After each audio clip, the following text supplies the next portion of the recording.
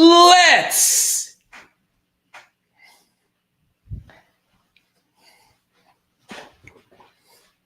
freaking go! It is Florida week. Let's freaking go! Obviously, Elias Ricks set the world on fire earlier today. I don't believe he's coming back, nor do I think LSU would be interested in bringing him back. But I would be just a little bit interested. I don't think it was much of anything. Eli Ricks has always been kind of a look at me, cryptic, transfer portal, social media user. So, look, he is a big-time corner who is not playing a lot at Alabama because, well, they got a bunch of good players themselves. And at this point, I don't think he is going to ever play for LSU ever again. But I will say, when that went out, when he posted that social media message in the LSU uniform, my phone blew up. My phone blew up. I'm just going to put it, to rest. I don't think he's coming back. I don't. I think he would go to the NFL before he actually transferred to another school. So it would be very interesting. What's up, Craig? I never see you in here. Good to see you. Alex, good to see you. What's up, Danny? Girl, got a lot of the OG PHLers in here. Here's Prez, Macherano, Skipper. Obviously, we have a lot to get to tonight. A happy birthday to my guy, USFL Low. Was good. Baby Low's been rocking with me for a while. Brandon, yes, I did, drop a $10 fine. We normally start around 8:15-ish. Let's see. Mickey Joseph for president. Good luck to Mickey. I'm really cheering for him to get that job. Online Church, good to see you tonight as well. Rogers, a no thanks on Ricks. I think most of you are a no thanks. I know Rob G and Skipper are no thanks because they told me earlier in our exclusive PHL Patreon.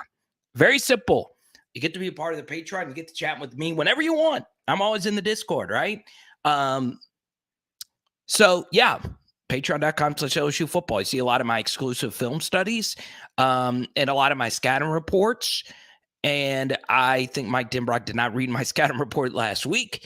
I'm not saying what I would have suggested would have worked, but I would have done a lot differently. So, yeah, we shall have fun tonight. Bring us back to a form of Bama's tactics. I like it. John Silly Butler. There you go. That's that professor's mindset. I like it. I want to show some love for Adam. He's always rocking the PHL merch. I love it. I'm kind of interested in what you do, right? Here you are with the mustache. You got some earplugs, and there's a helium tank in the backdrop in this shed-ish kind of building. Anybody that works in like one of these like big shed buildings, you're doing fine. And you're doing even better when you are rocking the PHL merch. Let's freaking Gizzo, baby. Once again, Patreon's awesome. Black OT, another one of our many patrons. So I'm going to get to a lot tonight. We are going to cover a lot of bases. I think I see Reed in here as well. Good to see you again, Reed. So, yeah, let's have some fun tonight. Get some lemony twang going. There you go. Oil field, poison, gas safety. It's a difficult job. It's a dangerous job, but I know you're very, very, very successful. I promise you, all my friends that work in one of these, like, you guys know what I'm talking about, shed kind of atmospheres. You wear steel toe boots. I call those jobs name tag jobs, right? You got oftentimes when you're not wearing your PHL shirt, you got one of those stitched on name tags. I love it. I freaking love it. So yeah, I don't think Elias Ricks is coming back. I want to talk a lot about Tennessee. I want to talk a lot about Florida, right? Because we do have to turn the page, if you will. That's my turn the page. And talk about a lot, right? I want to talk about Jaden Daniels' ball placement, which isn't getting better. I want to talk about the LSU offensive scheme. I want to talk about some alarming statistics about a few of LSU's key players. And I also want to talk a little bit tonight about Florida, because I do think something that's very interesting about Anthony Richardson is you take a look at a few of the advanced statistics about the Gators. Offensively, they're not that great. They really aren't, but they're talented. And the one thing I'll say about Billy Napier is while Anthony Richardson had some flat out terrible games versus Kentucky and USF, and he wasn't the absolute best versus Missouri, he does process defenses. He does try and fit the football down the field vertically, something that LSU has been trying to get Jaden Daniels to do. So if you look at stats, like Jaden Daniels' QBR is way better than that of Anthony Richardson. And Anthony Richardson has had some flat out terrible performances. But you are starting to see some things click for him. And when I went back and I rewatched the Florida-Missouri game this past weekend, yeah, Florida got a pick six. That was a big thing. And their offense doesn't look too explosive. You could see individually that they have a lot of talent, right? Their wide receiver room is fine. Their tight end room is fine. Their offensive line has some bright spots. Their running back room's really talented. And when Anthony Richardson is on, he's really good. He's really, really, really good. When he's off, he's really, really, really erratic. So we shall see how this actually plays out. Zach, I had a few things come in the mail that I sent to you, and your shirt has been mailed. It's been shipped. Obviously, the post office was closed on Monday. So the scheme is fine. JD needs to play better. Okay, so let's do this. All right. Don't really like the Elias Ricks poll question anyway. Actually, I do kind of like it. Most of you, I thought for sure most of you would say no, especially since Pegasus said 70% of you were saying no on the Elias Ricks poll. Most of you say yes, or I'd say 60-40. So we shall see. Let's go to Rick here. Is it me or does Jaden throw every pass a tad late, which rarely ends well? No, it's not you. I think the thing that concerns me, though, Rick, isn't the balls that are thrown late. It's the ones that are thrown on time but inaccurately.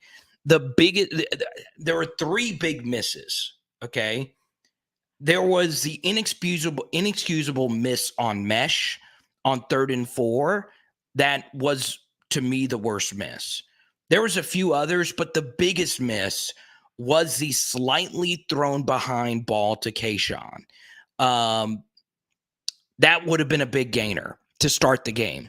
And they would have not had the punt return that they had if you complete that pass on the very next play. That is one of the few transitive property things you can kind of do because you hear it all the time, right? Like last night in the Monday Night Football game. Well, if they would have kicked the field goal, this would have happened and that would have happened. A lot of that times it doesn't apply like that. But when it's that early in the game and one play does happen directly after it, Jaden's miss to Kayshawn right there was ginormous. Okay? For real question, how is Jaden's QBR consistently so high when it's not what we are seeing with the eye test? This is why you got to factor all the different things in, Danny. There's no, and I'm glad you asked this because QBR is my favorite stat. But QBR can be manipulated if you don't turn the football over, which Jaden does not do. When you don't take a lot of sacks, which Jaden actually took too many this past weekend. But I will say, Danny, his QBR has regressed, right? And a lot of his really good numbers have come in garbage time of games, which is kind of manipulated the QBR as well, right? So yeah, I think that's part of it. I looked this up before. Jaden is fifth in the SEC in QBR. So when you do that, you have to factor in all the different things, right? And remember, our sample sizes are still really small, right? We still only have 5 games, but still, the missed throws are starting to pile up, which is why I like analytics. But I don't just look totally at analytics. I like film. I don't just look at film. I like just basic stats. I don't just look at that. I don't just look at strength of schedule. I try to put it all into one big old potion. But what I will say about QBR is it does give us an idea that while Jaden does miss throws, at least he's not playing awful, right? An awful quarterback gives you 0 shot to win games. And he's not doing that. Is he playing at a high level right now? No. Right now, I stick with what I've been grading Jaden in a lot of games. He's playing at a C level. When to win in the SEC, you need B to A- level quarterback play. So I think that's very important. And Danny, thank you so much. Our first super chat of the night. Let's go. Danny, holding it down in the East Coast. Let's go. That Eastern time zone, baby. Let's go.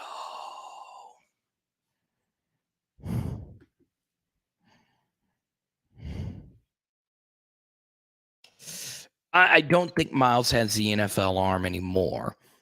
He once did.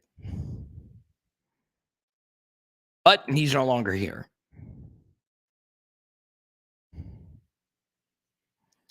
Okay.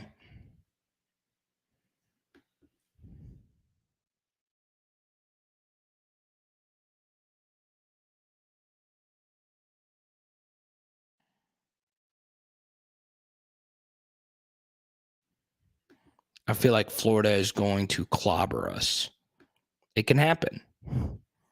It can happen. And Florida's not that great. It's just they can clobber us because we're not playing well right now. Okay.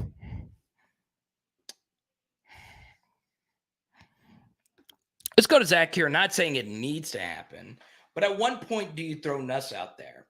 What do you need to see? It's a good question.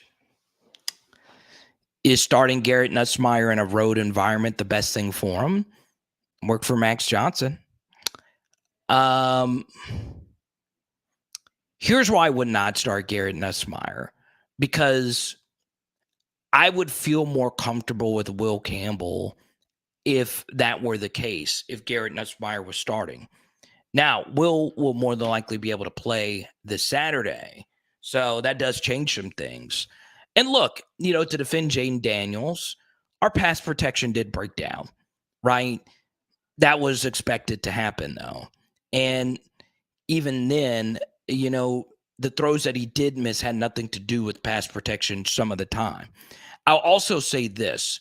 Jaden made some flat out freaking incredible throws as well. Like some spell-binding, big-time Mahomesian level throws, right? The ball to Jure from the opposite hash was crazy good. But, that's a one-off. It's not consistent, right? You want to see consistency. You want to see more catchable passes.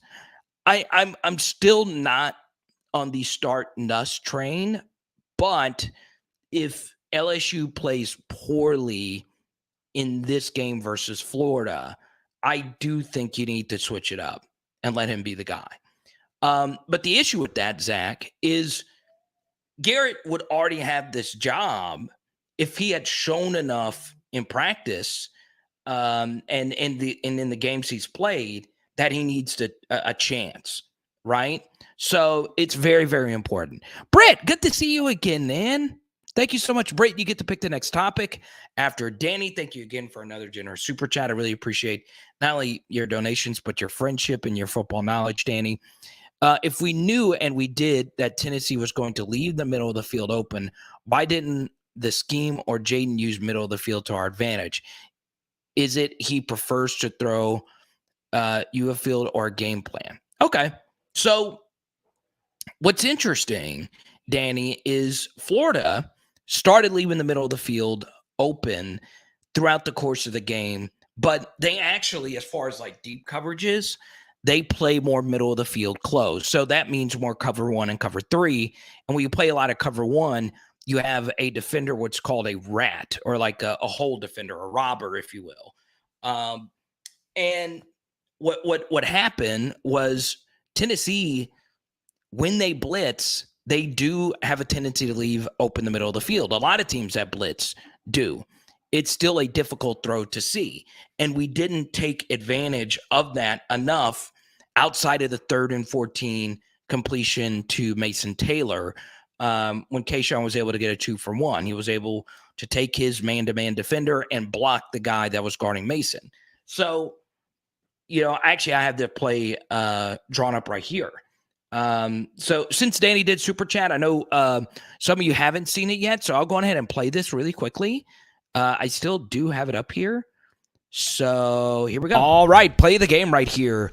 Good call right here by Mike Denbrock, okay? The play was made by Kayshawn. Good throw, good catch. So what you'll see here is we are running Kayshawn on a go, and Mason Taylor's job is to run underneath this, and Kayshawn is 2-for-1 in this. So his job right here is to shield the defender guarding Mason Taylor. And once again, going into this game, Tennessee was amongst the SEC's leaders in man coverage and single high safety looks, and that's exactly what this is. So if it is single high safety and you're running man coverage, run these 2-for-1s. Now the key is to get good protection. We block their exotic stuff well enough. Good job by Jaden sitting in this pocket and leading Mason Taylor right here. Okay, he could not have thrown the football better.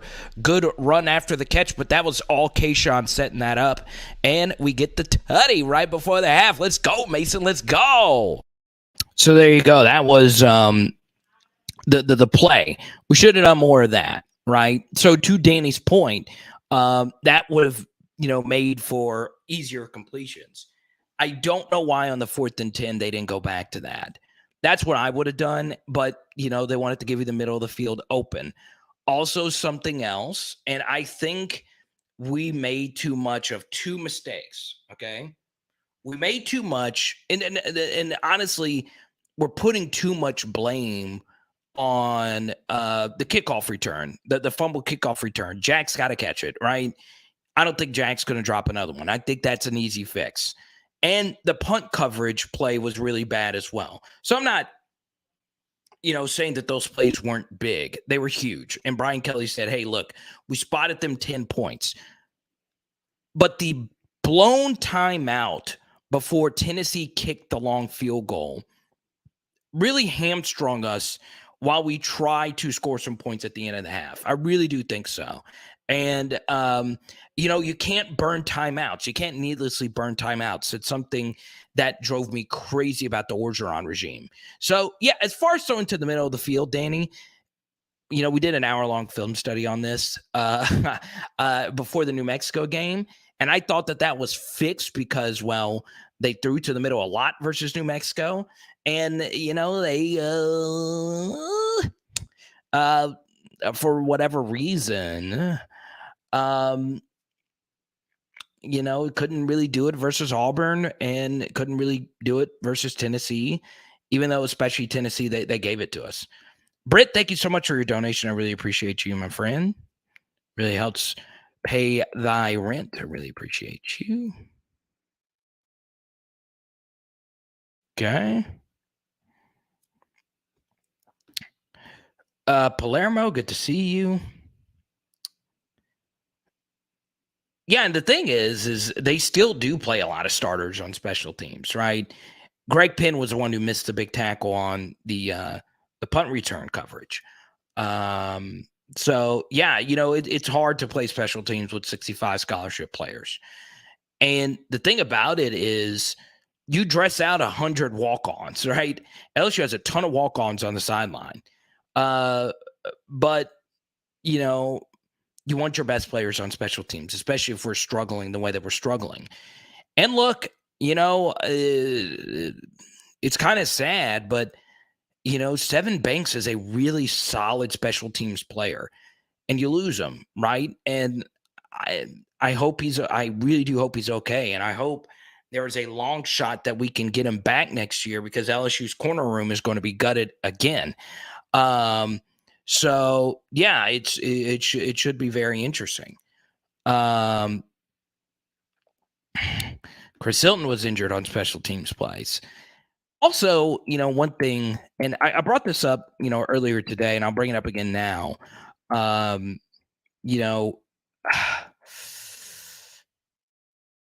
Avery Atkins, we kind of took for granted. And I've gone on this rant 1,000 times, but I'm going to do it again now. There's something to be said that 80% of the time, the ball was kicked out of the back of the end zone. 80% of the time. Now, think about that. That is that many times that you don't have your players committing a car collision on a kickoff return. Because that's what kickoff returns are. It's players running 15 to 20 miles per hour. And that's how fast they run, right? At each other at extremely high speeds, right? There's something to be said about that. Okay.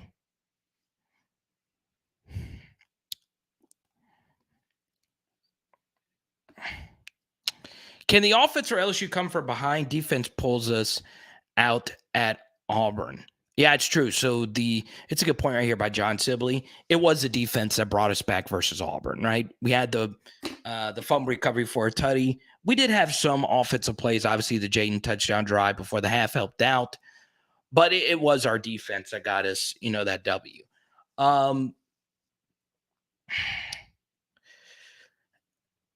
They can come from behind because they do more 2-minute stuff, and the defense obviously gets into prevent.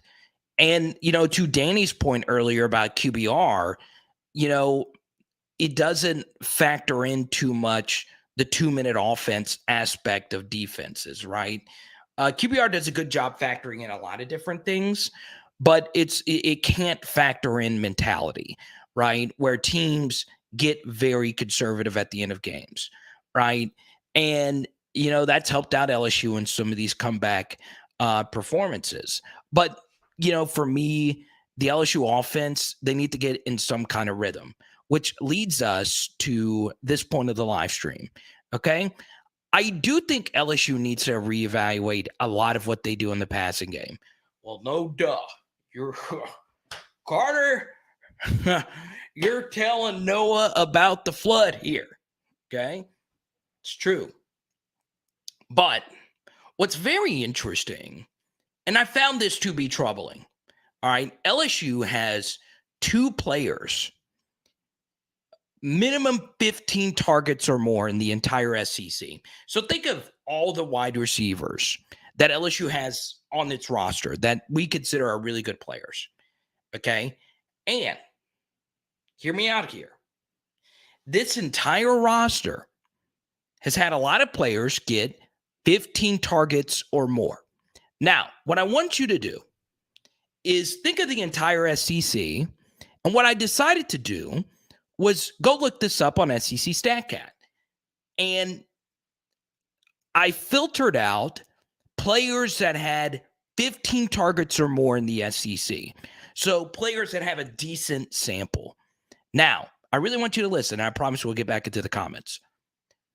LSU has not 1, but 2 players amongst the, I think I counted maybe 40. It's probably maybe more or less. 2 of them are in the bottom 5 in the SEC when it comes to yards per target run.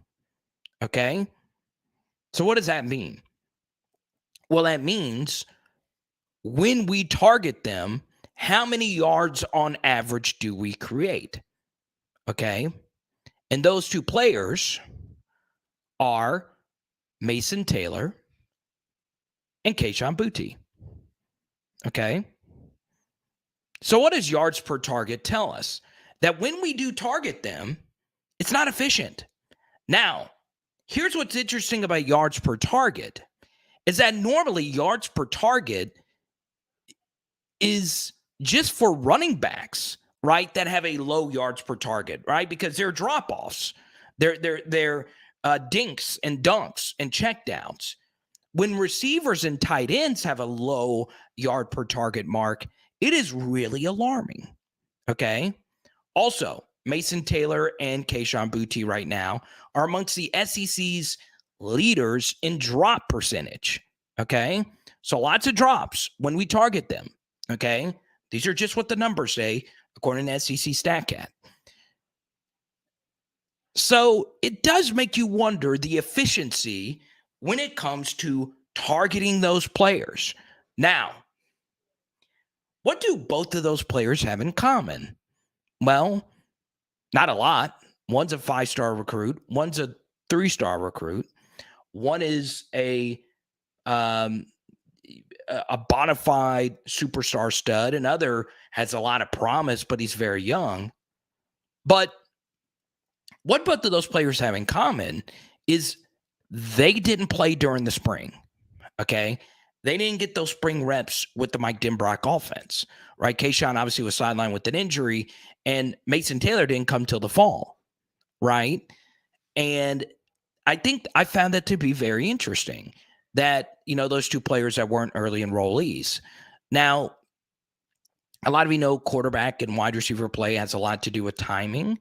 And Kayshon and Jaden have gotten a lot of reps. But right now, when we target those two players, we aren't getting much. We are not getting much at all. It's not just them. We're asking those two players to do a lot. A lot of those drops are 50-50 balls that are very difficult to catch. But right now, when the ball is thrown their way, not a lot's happening for us. And it's very, very interesting. Now, some of that is Jaden, right? You hit Kayshon in stride once again on that slant. That was such a big miss. Those numbers are flipped. That one play will change anything. But at the same time, you still would like to see Kayshon catch it. So those things are very, very important. Let's go to Jackson here. Lost the rushing battle 263-55. Begins and ends there. I agree to a certain extent. I like the Rangers backdrop. Change that to a Liverpool. I know you got an Anfield photo somewhere. Yeah, we do need to run the football better, and that comes down to scheme. Our running scheme was so bad. We had so many times where the lead blocker and the running back run into each other versus Tennessee. I counted 2 times where that blatantly happened. The week before, we had 2 guards running into each other.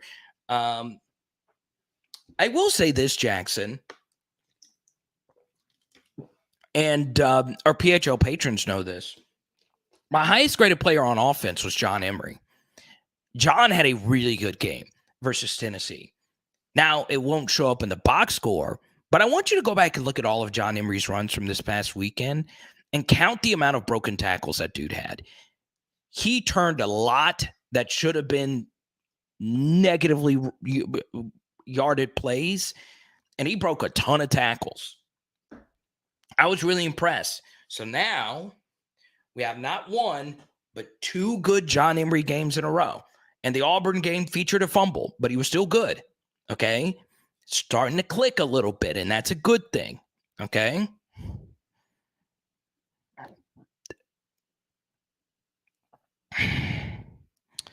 Jared, thank you for the super chat. I really appreciate it.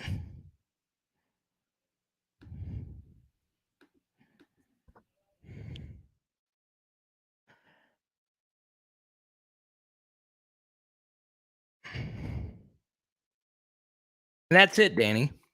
Some of them are not well-thrown footballs, right? Like, and a lot of it goes on Jaden. I will say, though, of the poorly thrown footballs, a lot of them are to those 2 players as well. So it could be it's just Jaden, right? The more I look at it, the more I think it's the case. But it doesn't change the fact that our efficiency to those two players just it's not great right now. And it's not that against those two players. It could just be that they don't work well with Kayshawn or with Jaden, or that we aren't calling good enough plays. Some of it's that as well. I don't think Kayshawn just forgot how to play football either. I was just sharing with you what SEC StatCats data said. And it is interesting, right? Because the exact opposite's been true for Kayshawn related targets over the past couple of years, right?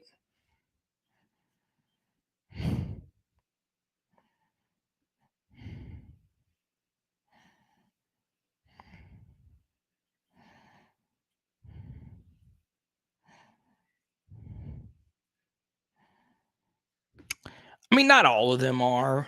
I think the more interesting question is how many of those plays are true RPOs, as in, are we RPOing a little bit more than what we would think, right? Like, as in,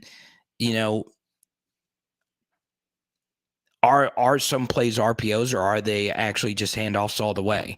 So it's very, very interesting.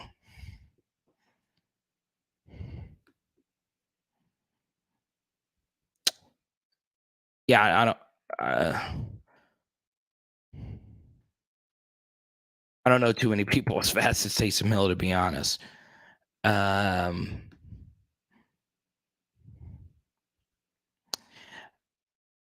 to the channel, everyone. Welcome, Nolan Leanders, Nolan Leanders, or no Ian Leanders, or in Olin Leanders, or could it be Nola? You're from New Orleans, and it's your name is Leanders, or it could be no. It could just be one big thing. It could be the name of like a funk band. We're the No Leanders. The No Leanders. We are the No Leanders. Welcome to the channel. I want you to feel welcome. I want all our newbies to feel welcome. Okay. Mason, you haven't even invited me to the tailgate yet. You super chatted during the off season, and you said, "Hey, I'm super chatting. You better show up at our tailgate." I didn't get a pin.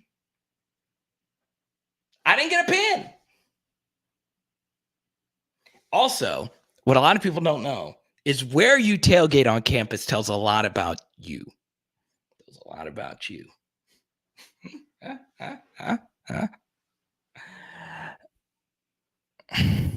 Oh, so it is Nolan. All right. I'll answer your question, Nolan. You are a first timer. I want to make you feel welcome. But here's something I'll do. Skipper, you've been rocking with me for a while. Tony the Tiger's in here. He's been rocking with me for a while. I actually bullied Tony into doing this. I want everybody with their letter avatars, okay? I want you to change it. I want to see your face. Or I want to see something that represents LSU, that represents you. Is it you at a tailgate? My favorite, obviously, is when you're wearing PHL merch like Skipper. I like seeing photos of people at Tiger Stadium. I don't think Creek's in here, but Creek's photo is a photo of his dog at Tiger Stadium. Now that is freaking unique. Okay.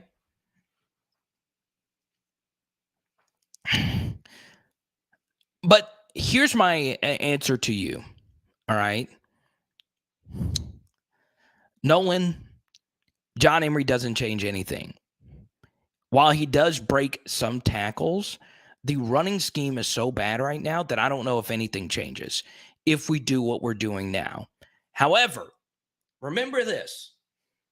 Blocking is always more important than the running back that is carrying the football. Unless it's one of these guys or it's Fournette. Those guys are few and far between. There's every year in the SEC, there's probably like 5 running backs that truly move the needle. Okay. Maybe like 5, like, oh my God, this guy's like truly special. We don't have one of those guys. John's playing really good right now, though. So the thing is, Nolan, is you would like to think, hey, let's put John Emery out there and he will Fournette us to a win. It's just not true. It won't change much. I do think John is playing better than the other backs right now after these last 2 games. So I want to see more John, but the scheme's got to get better first. It just does. Okay. Now, here's something that I find to be very interesting, Nolan. Okay. The Florida media actually is really good. And in particular, the Florida YouTube community. I've been on other Florida shows, and they're good, right? But what really stands out to me is, and I brought them up in my Jaden Daniels deep dive from last week about throwing to the middle of the field. Well, actually, not that one. It was the other one. All right. But anyway, there's 2 really good analytics Florida accounts. Okay. One, his name is Yahya Hassan. Really, really talented writer. And there's another named J. Bud Davis. Okay. And me and Danny have talked about J. Bud Davis before. He's a really, really talented writer. And this is actually a chart from him. Florida's defensive tackle, Gervon Dexter, one of the best players in the SEC, and he's going to play in the NFL, has played more snaps than any other SEC defensive tackle. Okay. So Florida's defense is thin, right? That means that Patrick Toney, their DC, and Billy Napier, they don't trust their second unit. Okay. Well, our defense is a little thin as well, but it is very interesting that Florida's defense isn't really that deep. So maybe running the football is something that LSU can do. One thing, Nolan, that I would do, and it is a little unorthodox, I would run more out of pistol. I like pistol formation. I'm a little unorthodox, though, with how I would run an offense. But my favorite thing about pistol, now, the one thing people don't like about it is in order to play action fake out of pistol, the quarterback does have to turn his back to the defense. Whereas if you play action fake out of shotgun with the running back to either side, you don't have to do that per se. But I love pistol. I would run a lot of pistol if I was an OC, right? Just because that gets our running backs going downhill. And I think it sells play action a little bit better as well. But still, I like to see us run more pistol. I want to see if that would work. So, but yeah.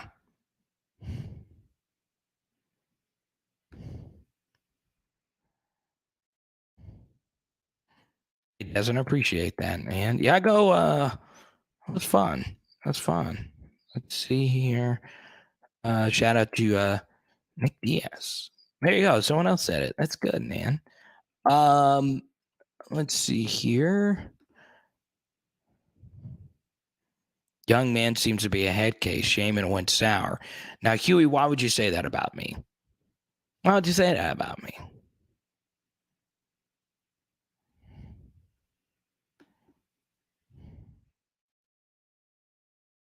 I mean, I know I'm a head case. Kansas is good.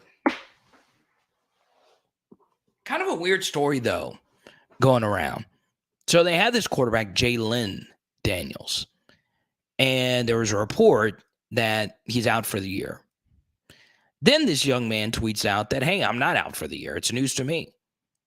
I saw him tweet this out earlier. Now, maybe there's an update to it. I don't know. I was getting ready for this.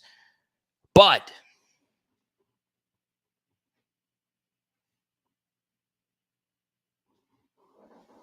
let's talk about this Kansas offense. Now, you know what's interesting? Kansas's offense uses tight ends really well. If you go watch Kansas's offense, it's Very interesting. Thank you so much, Desmond, for your Cash App.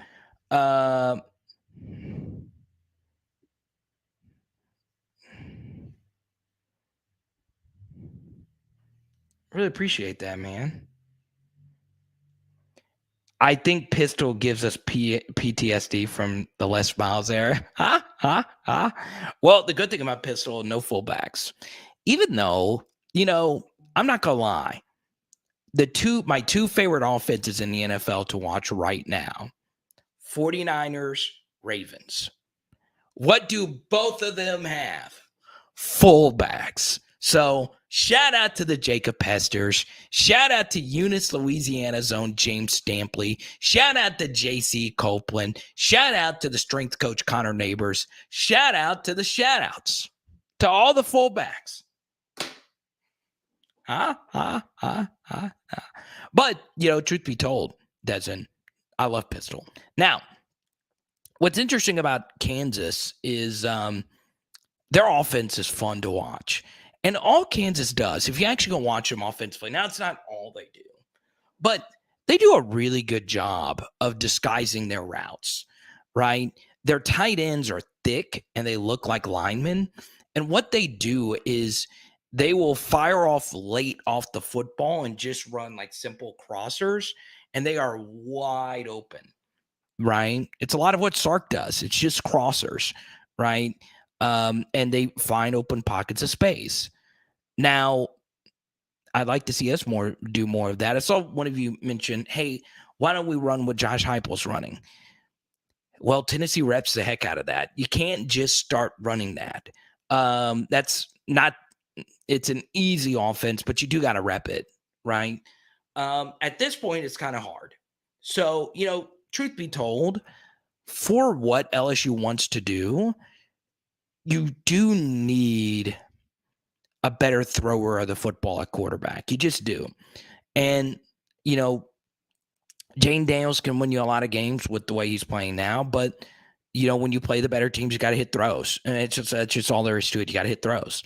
Now, one thing I will say is, maybe, just maybe, Desmond Ridder is a far better quarterback than we give him credit for. Right? Because that was Denbrock's quarterback for all 4 years he was at Cincinnati. So, yeah.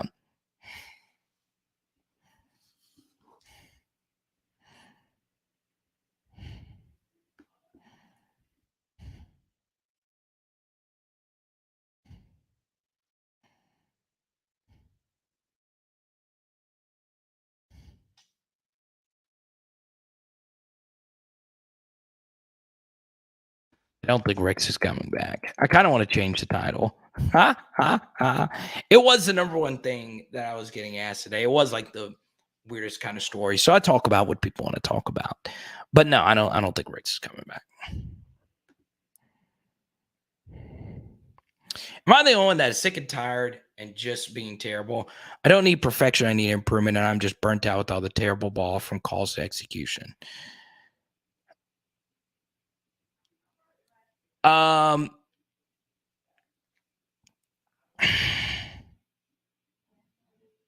Yeah. Let me answer this from Jared. Quarterback is fine. We need a better thrower of the football to be better. Well, the thing is, quarterbacking is more than just throwing the football, right? It's obviously runs are a big part of quarterbacking. Not committing turnovers is a big part of quarterbacking. Jaden does make some throws, but a lot of what Denbrock does comes down to you beating the man in front of you, and it doesn't necessarily create like wide open windows. So what I meant by that is, the ball needs to be in a tighter window, but I get it. It is kind of funny when you say it that way. Danny, I brought this up, in the free Power Hour LSU podcast earlier this week.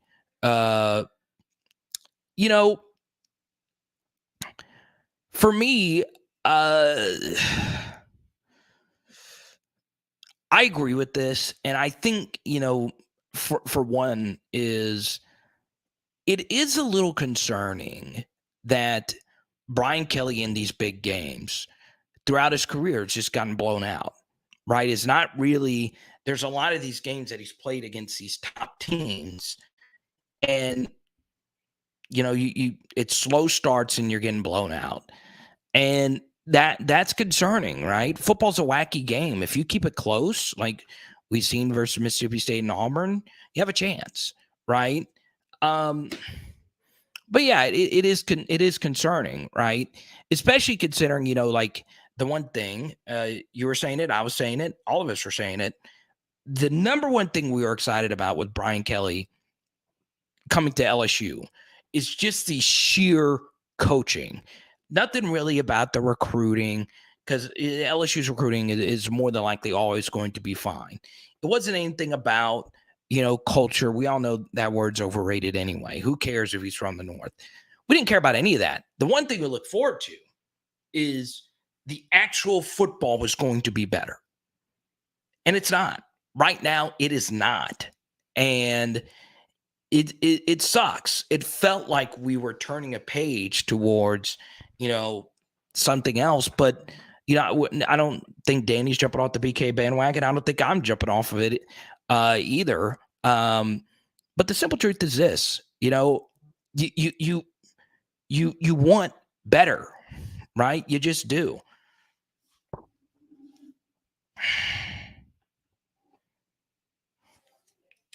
Let's go to Trey here. In your opinion, what would be more effective? Changing the system for Daniels or giving another QB a shot for a couple of weeks? Let's freaking go. All right. Let's do this.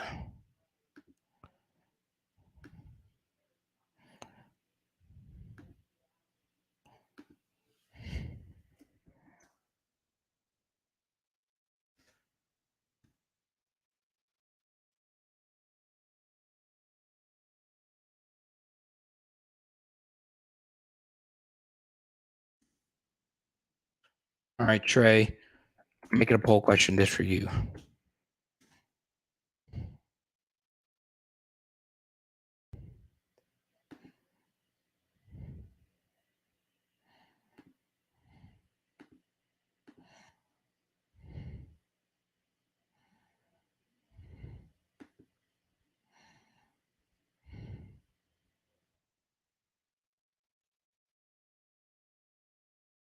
There we go. Look at that. Look at that. The bullying worked. The bullying worked. I love it. I freaking love it. Look at these smiles right here. Look at and he changed his name for me to be able to see it better. Nolan, thank you so much. Especially after Huey called me.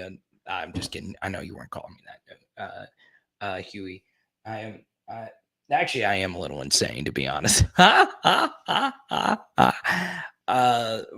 yeah, look at this, man.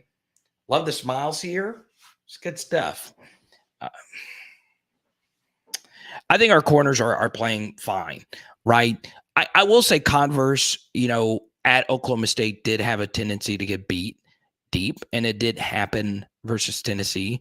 But Converse has been lights out for the most part. I think LSU Richardson's had some rough goes at it lately, but God, Gardner's been really good, and I love Gardner coming in to this year. He had a really good spring, and he's been special for us. So Trey, I have a poll question up for you. Thank you for your Venmo. I really do appreciate you. And once again, here's what we're going to do tonight. New members of the PHL T-shirt club. Bang. Giving out a Joe Burrow silver card right here from Chronicles XR Draft Picks. I love the design of this card. So everybody that joins a PHL T-shirt club tonight, you will be getting a Joe Burrow card. Actually, let's see how many of these do I have. I have 2. Joe Burrow and obviously a couple others. You get booger bands as well. So, and stickers and all of that. So that's good.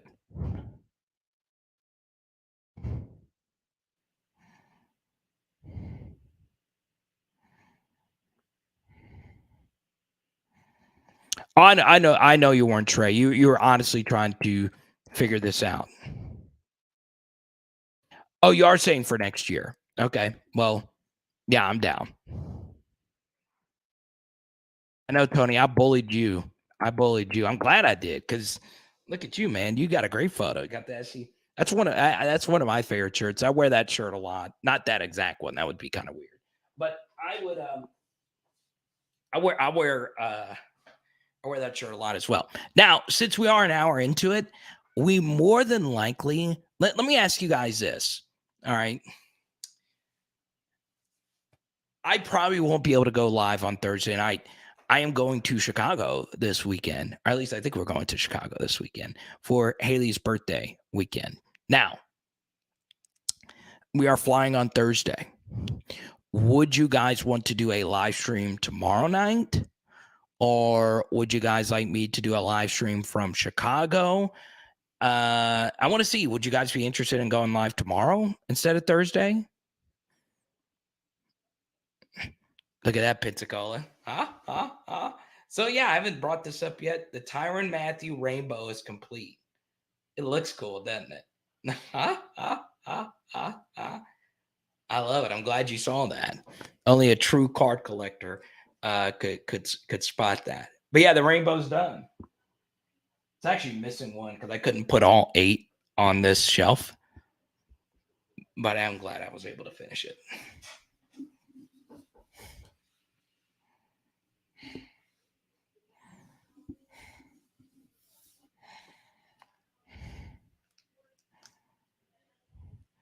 No, it's her birthday's not until Friday. She doesn't care what I do on Thursday night.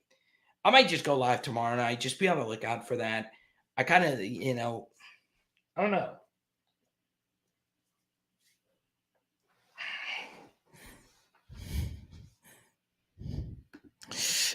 The pop on the gold, it's a PSA 9. So I haven't looked up the pop count on it. I probably should. There's only obviously 10 copies of the golds in existence.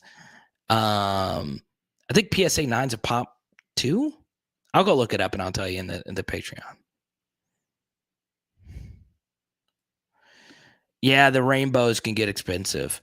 I will say Jalen Ramsey would actually be kind of cool, and I think that could actually appreciate because he is like one of the best corners ever. He's good. He's really freaking good. I got you, Simper. I'll save you. If it's not this one, I'll send you some Joey B's. Yeah, Skipper. You know I'll send it to you.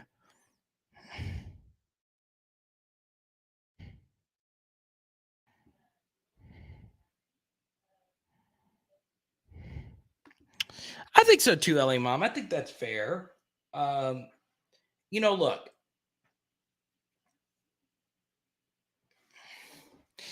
Jaden's an easy guy to root for, right? Obviously, this is a young man who's been through a lot over the past 2 years, and I've gotten to know people close to Jaden. And look, none of my praise or criticism is meant to do anything else other than provide analysis. He's a very solid quarterback, but the ball placement has got to get better. It just does. And I do think something that I like a lot about Jaden is he's durable. I know for sure he's going to be out there, and that means a lot, right? But he's got to throw a better ball. He just does. We got to catch better as well. Like Brian Kelly said, he said it really well. There are some balls that need to get thrown a little bit better, and some of the balls just need to get caught, right? So, yeah.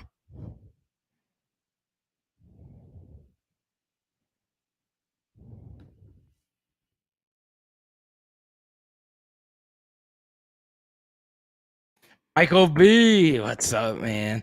Can't have a live chat without Michael B dropping in.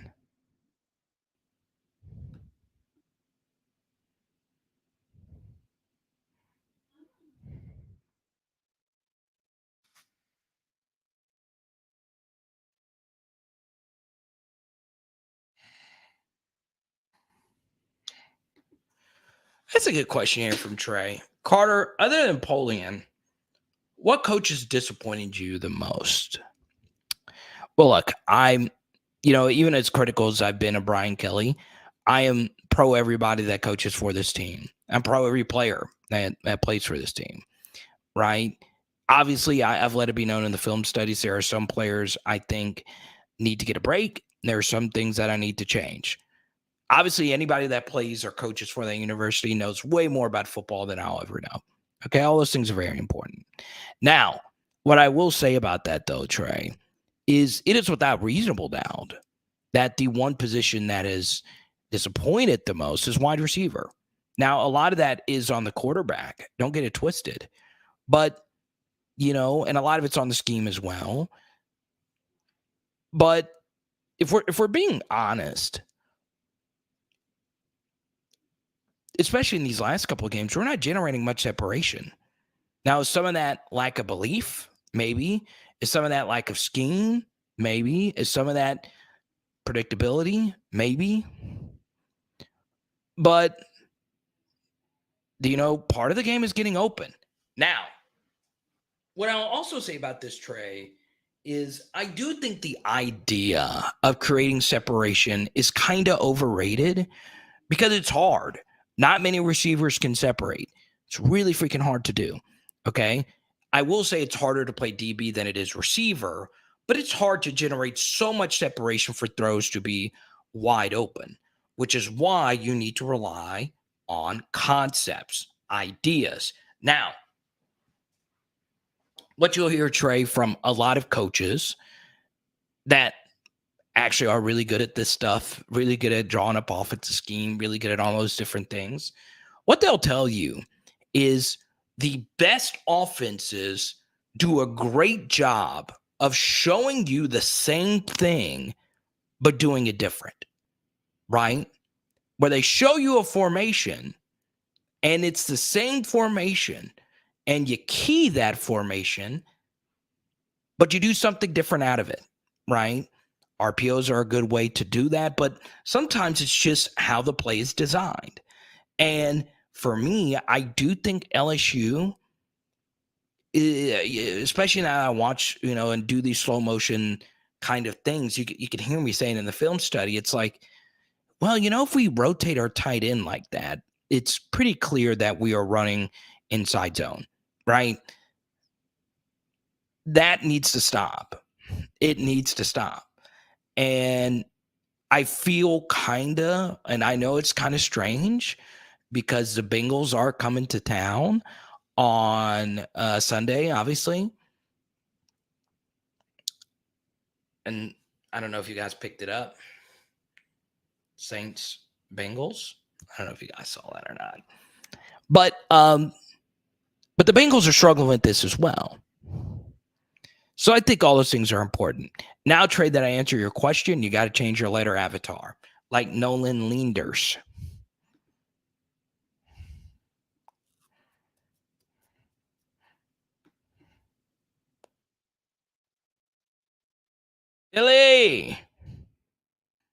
Billy Burks.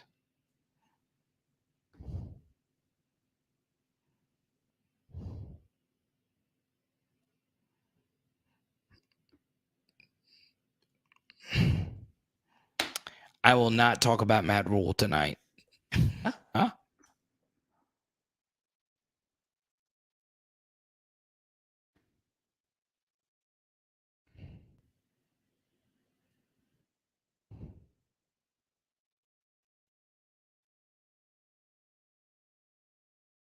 Honestly, it's this. To your question, Trey.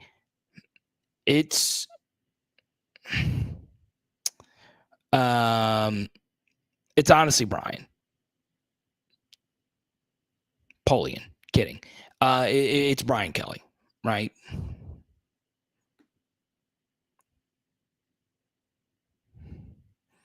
Okay. Yes, Rutger, you were the one, and you actually changed your photo again to the robot from Futurama, Bender. You didn't think I knew that, right?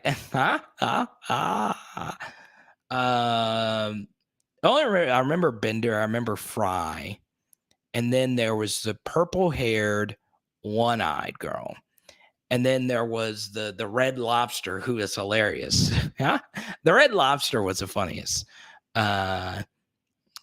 character. Or was that a lobster? Right?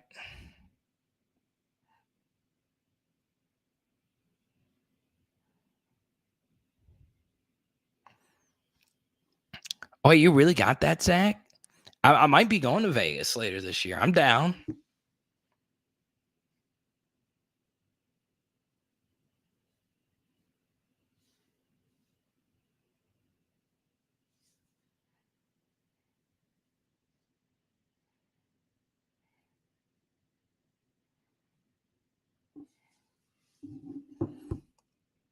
Zoidberg. Huh? Huh? Huh?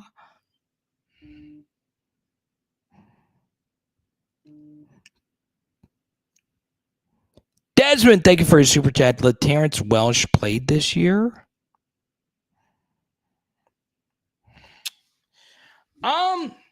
He's played some. He was on the Jack Best punt return. I don't know if he played these last couple of games though.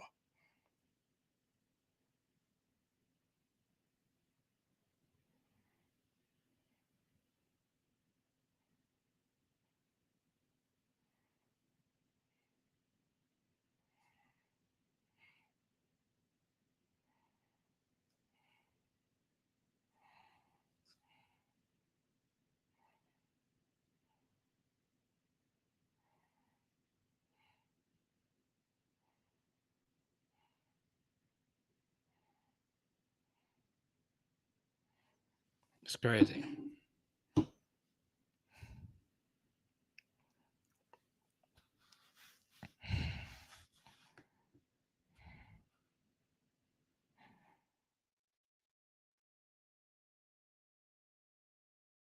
Steven, what's good, man? Good to see you, buddy. You playing? Grand Canyon tour. Crazy. So do we just fly around the Grand Canyon?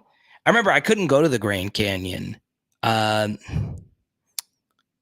It's kind of crazy. Like if you drive from Albuquerque, if you drive from Vegas to Albuquerque, you get to see the Hoover Dam.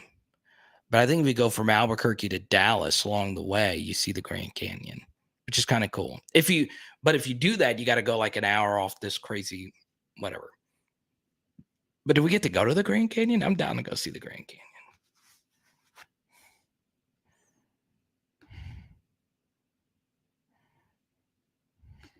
Talk some LaTerrence Welch. I think the most important thing for him, Desmond, is the health. I think that goes a long way.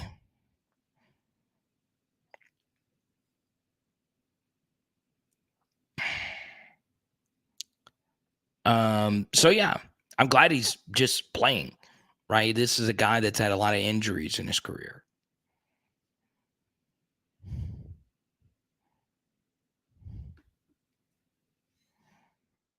That's the most important thing in the next year. Hopefully he is a starter. Trey, there you go. I like it, man. Trey's avatar is I didn't know, the star of Life is Pie.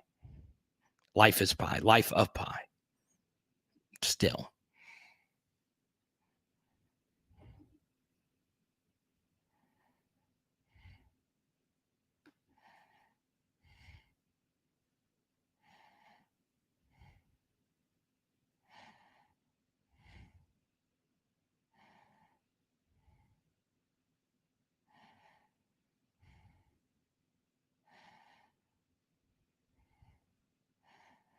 No, I don't think it's a joke. I wanna go on.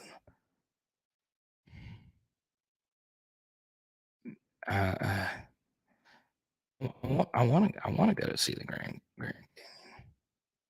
Pigeon Forge, baby. That's where it gets down, boy. Pigeon Forge. Now, speaking of Pigeon Forge and the Grand Canyon,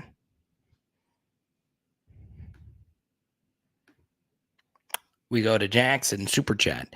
If we're really playing with 65 scholarship players, that's a major sanctions level. I'm not sure what you'd expect.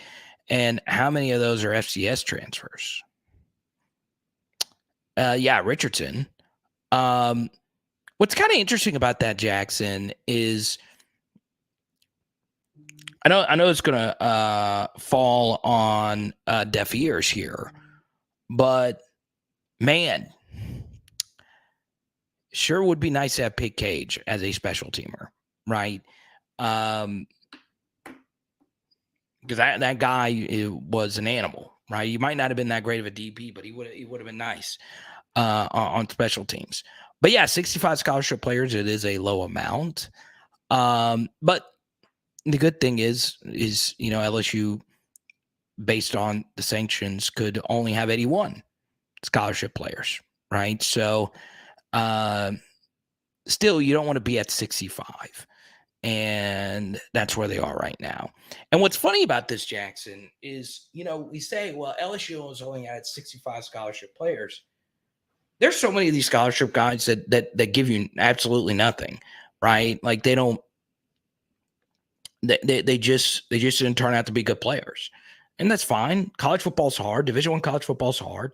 Not everybody's going to turn out to be good. But LSU, and I don't know about the rates of hits on other teams. That'd be hard to, track all that down. But there are quite a few, like, 4-star rated recruits. A lot of them who were on the upper end, like a top 250, top 200 kind of player that never played. They're just on the sidelines. And that kind of hurts as well, whether that be development or injuries or whoever that may be. It's crazy. It's crazy. So yeah, I mean, LSU's roster is really, really, really gutted.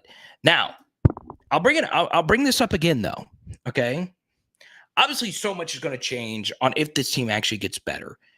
LSU did get better from Florida State to Mississippi State, and they did get better from Mississippi State to New Mexico State, but New Mexico State's not really that good. But offensively, they got better. But since then, they have been regressing. Now, what I will say,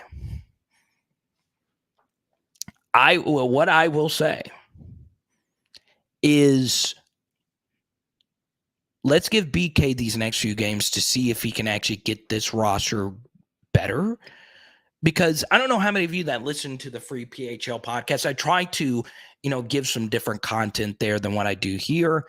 It is interesting though. Like I know we always bring up the one stat, Nick Saban lost to ULM in his first year, which is true, right? But for the most part, in year one, for Lane Kiffin, Josh Heupel, Sam Pittman,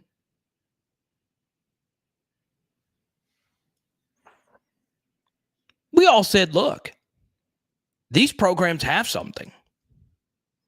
These programs really do have something. Like, I mean, I don't think anyone thought that they were going to be unbelievable. Mississippi State under Mike Leach in year one as well. When you saw them, you're like, okay, they're going to be a problem. And you go look at their results from year one. Those teams were competitive. Those teams didn't have bad first halves.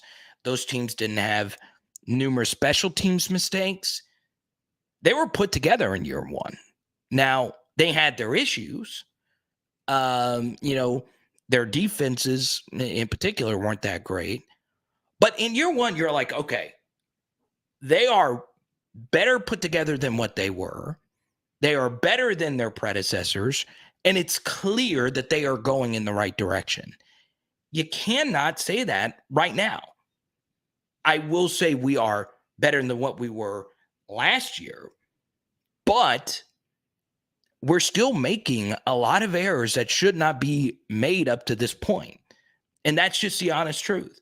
Now, it's not me, once again, jumping off the Brian Kelly bandwagon. It's just what we're seeing right now. Okay? Now, that also shouldn't mean you should just panic, because it is just year one. And we know that the roster is so young. And we know that there was only 39 scholarship guys last year.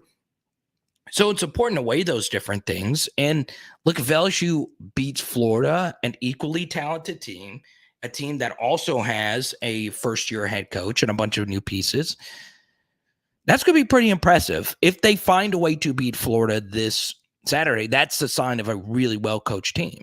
And LSU very well could beat Florida on Saturday. So, yeah.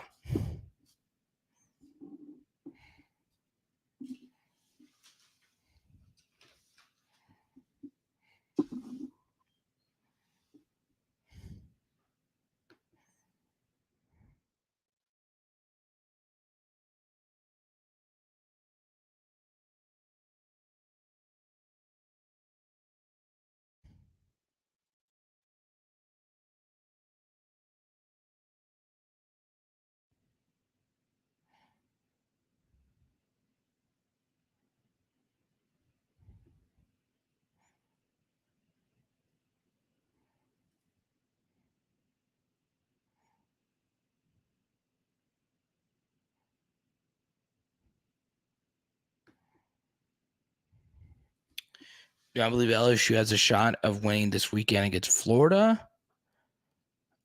I do. I was trying to think of a shot. Yeah, of course they got a shot. Will they? We'll see.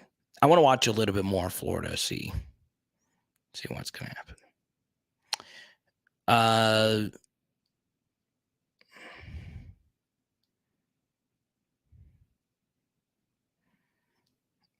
A lot of people are looking for Nuss transfer destinations. I didn't know that was the point of this chat, but here we are.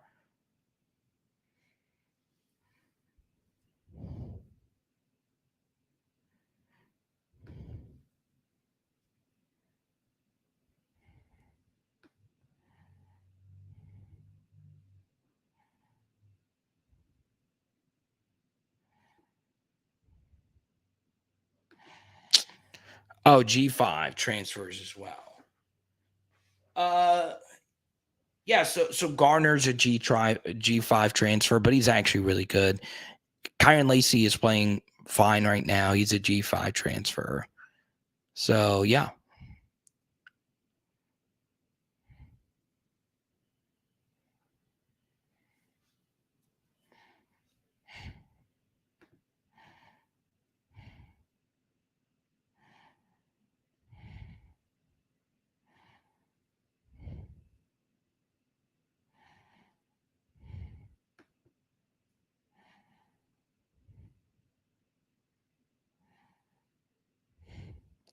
So we're getting a lot of Harold Perkins questions. All right. I'll talk a little bit about it here. The logic seems sound, right? Well, look, they run a certain kind of scheme, and we weren't prepared to put Harold in that position to defend that scheme. Two things could be true at once here about the Harold Perkins situation, okay? Number one, it would not have affected the outcome of the game simply because of the special teams errors being so huge. The missed slant to Kayshawn is so huge. It is just so huge. It's so huge.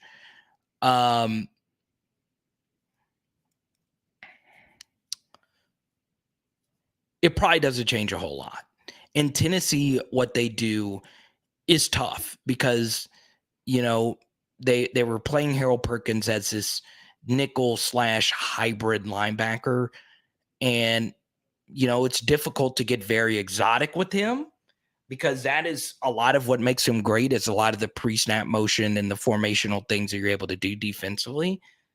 But I think we kind of missed the larger point with this, Semper, is like and I'm not just, you know, tooting my own horn here, but I kind of am. So I'll just say it. I was really high on Tennessee for this reason, is that what Josh Heupel does is so smart because he goes so fast. You are not able to get into what you want to get into defensively. And because of that, you're not able to rotate. You're not able to switch. You're not able to, you know, put Harold Perkins at in one play and then have him over the center at another. it does change a lot. So it was a different type of game. But I do think two things happen when you admit that you didn't play Harold Perkins because of the other team. Number one, the first thing you admit when you say that is the other team's scheme is so good that they scheme our best player out of the game, right? It kind of feels Golden State Warriors-y, if you will. Oh, you want to play Rudy Gobert? Well, we're going to 5-wide you and have him guard Steph on a switch out in the perimeter, and we're going to destroy you. It kind of sounded like that, right? When you admit, hey, we don't want to put too much on them because their offense is too good, and they do a lot of things interesting. So, in theory, they're out scheming you. And it's essentially what they're doing. You didn't even try it. You're like, hey, we know it's not going to work. Yeah, if you're telling me that the other team's scheme is so good that I can't play the guy who led the SEC in havoc rate, top 10 in the SEC in stop rate, once again, that's SEC StatCat. But truth be told, a lot of teams could say, oh, well, maybe we should go faster. Maybe we should spread the other team out wide because they're going to take the guy that was the best player on the field versus Mississippi State, arguably, and arguably the best player on the field against Auburn. And he was no less than top 3. I'll tell you that. The dude is all over the place. So that's the first thing. And the second thing, Simper, and I don't know how some of you feel about this. I'm also going to be a little bit biased about this as well, based on my preseason analysis. I was super high on Tennessee, but I was also super high on Harold Perkins. He was my number 1 rated recruit in the entire 2022 out of anybody that I evaluated. Even if he would have gone to Texas A&M, he was the best. He was a guy that just jumped off the page. I don't give a rip. You know what's funny about Harold Perkins is he figures things out. He figures things out fast because he's special. He processes information quicker than any of us. He's a super smart football player. He's a super fast football player. I'd rather him out there than some of the other players that we played out there because he can tackle in space, which is what Tennessee does. They put you out in space. So I understand you don't want to play him out in position and have him guard people out at the numbers, but guess what? The guys that we had out there guarding people out at the numbers, they didn't do much better than what he would have done. I'll tell you that much. So he probably wouldn't have changed a whole lot. And I understand the logic, but at some point you play him, right? I don't like going into a game knowing that I'm taking my best player out of the game just for the sake of it, right? I just think philosophically that's a tough thing to do because, you know, Perk makes a lot of plays happen. He makes a lot of things happen. The hype is truly real.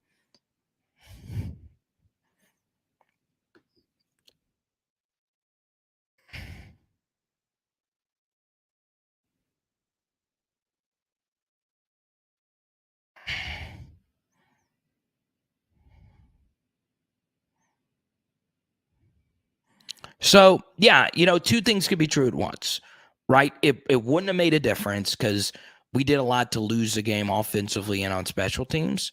But, and for the rest of the year, we're not going to play a team like Tennessee that will scheme Harold Perkins out of the game. But he's so freaking good that I want my best players out there. I just do. O-line has some great young players starting out. Mike, thank you so much for your generous super chat. Let's see some $9 matches. Let's see good $9 super chats tonight. I really appreciate you guys. O-line has some great young players starting now. Do you foresee next year's additions to the starters mainly coming from freshmen, transfers, or existing players? Keep y'all's head up. It takes time. So your 2 tackles will be back. Charles Turner will be back. Dellinger will be back. So it's going to come down to what you want to do at, you know, the other guard spot, or if you want to upgrade at some of the other spots.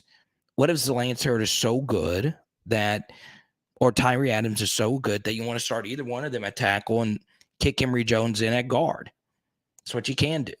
What's interesting, Mike, is there were a lot of good true freshman linemen out of this class, right? Kelvin Banks is a superstar at Texas. He's a true freshman, playing really well for them. The Tyler Booker kid in Alabama is a really good player as well. So, yeah, hopefully we get a few true freshmen next year, and maybe there's a few linemen in the portal. What's very interesting, Mike, is if you go look at the data, a lot of transfers aren't offensive linemen. It's mostly skill guys in the portal. And there's rarely like really good offensive linemen you could find in the portal. And look, maybe Xavier Hill, Marlon Martinez, someone like that turns into something. But we'll see. Obviously, Xavier Hill got a lot of reps in this last game, so we'll see what happens.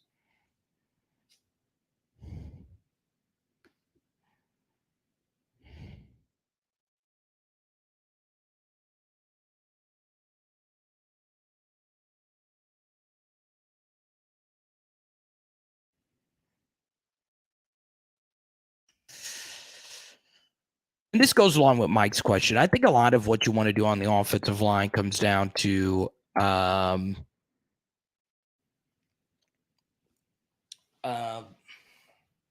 lot of what you do on the offensive line comes down to what you want to do at tight end as well. Like Mason Taylor's going to be a really good player in the future. He's struggling now, but he's going to be a really good player. What's interesting about that, though, is I think Brian Kelly and Mike Denbrock are saying, look, I know our tight ends are struggling, but this is what we want our offense to be over the next couple of years. We want a tight end to play the role.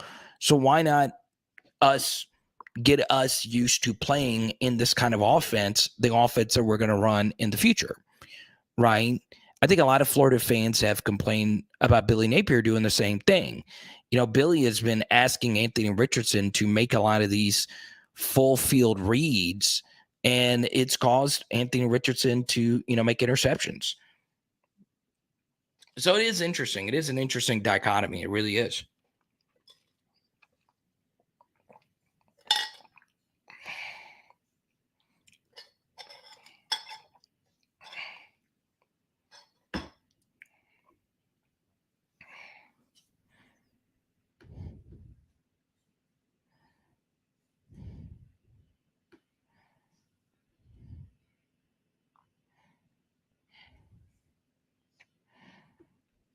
Tennessee will clap Bama's cheeks.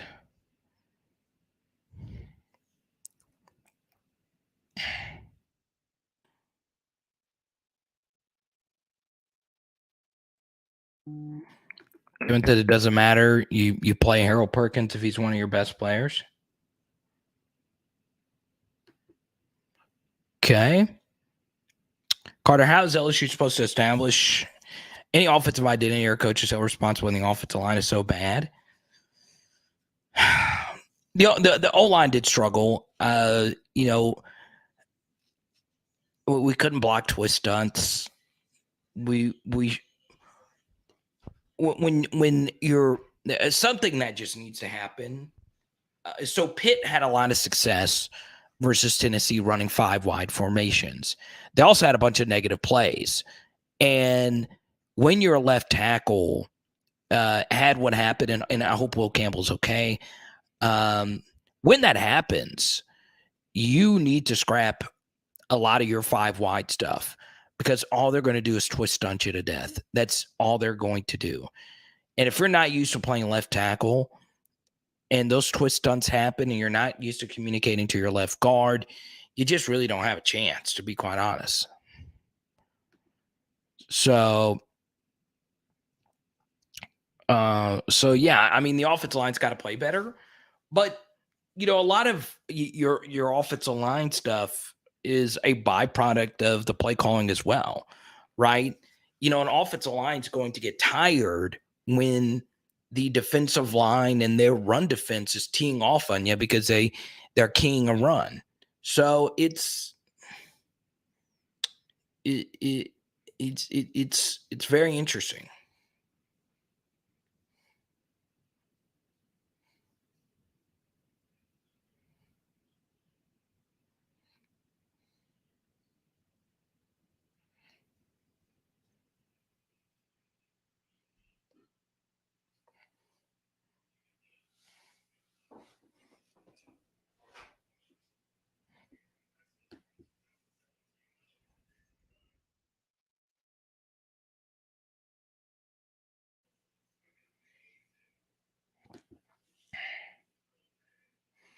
It's a good question here. It's just how the schedule shapes itself out. So Alabama's permanent cross division rival is Tennessee. So Alabama plays Tennessee every year, and you play the other 6 teams in the East once every 6 years. It's stupid. It's part of the reason why Tennessee has not been in Tiger Stadium since the T-Bob game in 2010. It's a 12-year rotation, right? When you visit another team's visiting stadium that's not on your permanent list. So we play Florida every year because they're our permanent cross-division rival. Georgia plays Auburn every year and vice versa, obviously, because they're the permanent cross-division rival. So part of Saban's success has been on the backs of Tennessee being bad. Tennessee being bad over this since the former regime has really helped out Saban more than most would admit. Now, how many times has Tennessee beat Alabama once in the past 15 years? I don't know if they do, but if they fielded a better team, it does make your schedule that much more difficult, right? So yeah, we'll see. And obviously, I'm looking forward to this matchup this weekend because the Tennessee Alabama game last year was competitive. It was very competitive. The score was 31-24 in the fourth quarter, and Bryce Young just started playing really, really, really well. And Jameson Williams had a big game as well. And Tennessee was driving, and they threw essentially a pick six, and it was just a miscommunication. And that pretty much, put the nail in the coffin there.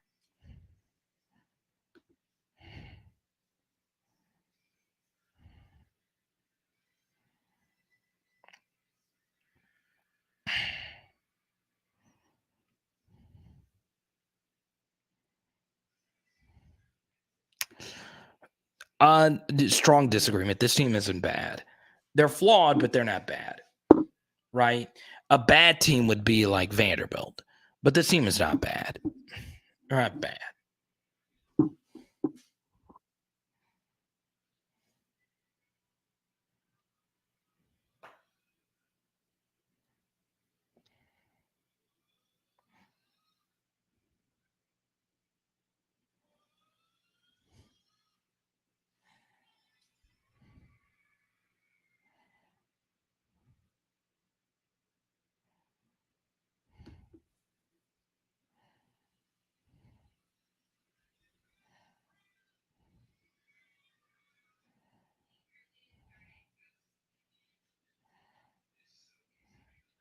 This is where it gets tough because you see these two avatars look the same.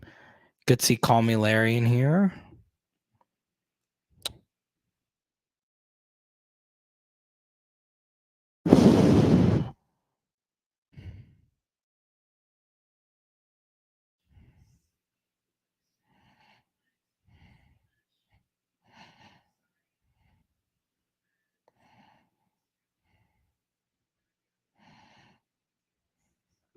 Dang, I thought somebody would join the PHL T-shirt club tonight.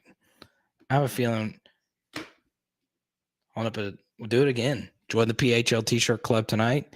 Giving away this Joe Burrow XR college card. Got a nice little refractor finish on there. There you go. Everybody that gets one tonight,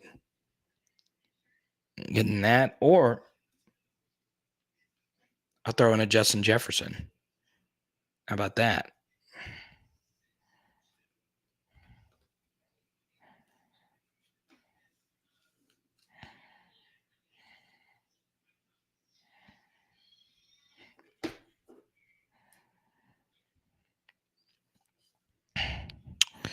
All you do is Venmo, Cash App me at Carter the Power. It's on the bottom scroll right there.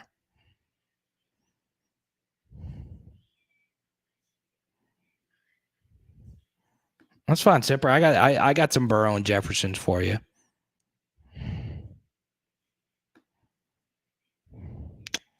Eduardo, please do not curse in the chat because if I put it on the screen, my video gets demonetized.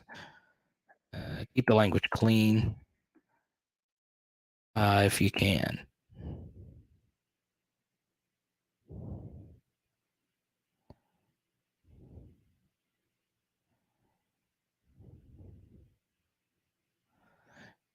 Let me see.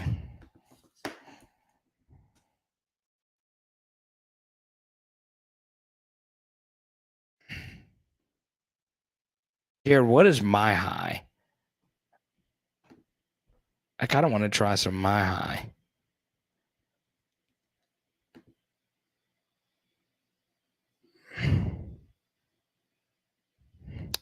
All right, William, we'll figure it out in the Patreon, man.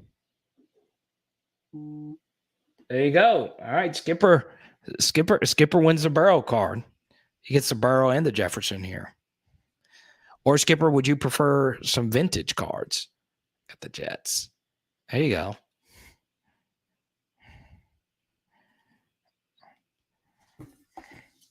That's good, man.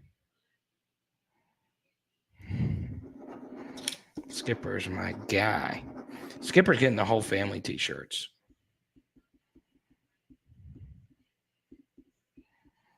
Let's see what we got here.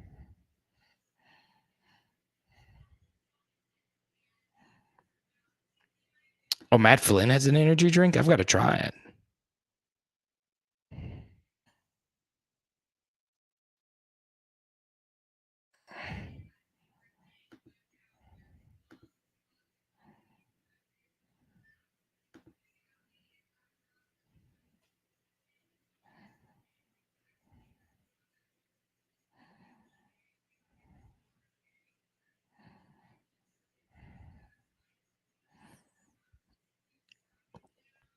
Matt Flynn's electrolyte drink.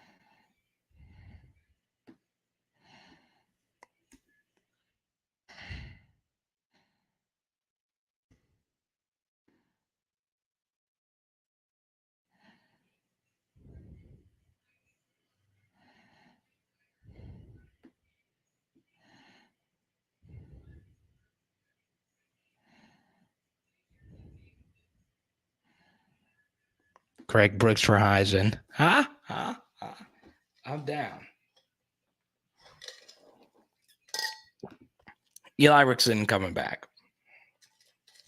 He posted a photo of his LSU days on Instagram.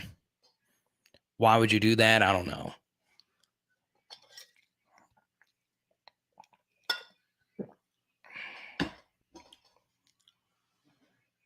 Mm.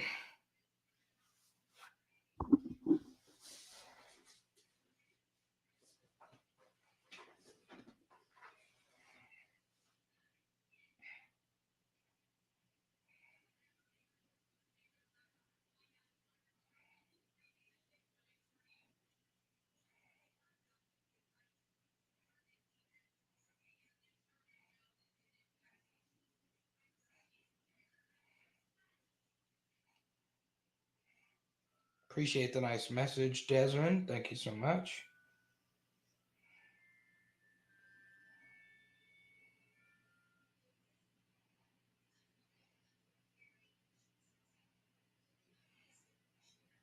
Pop one.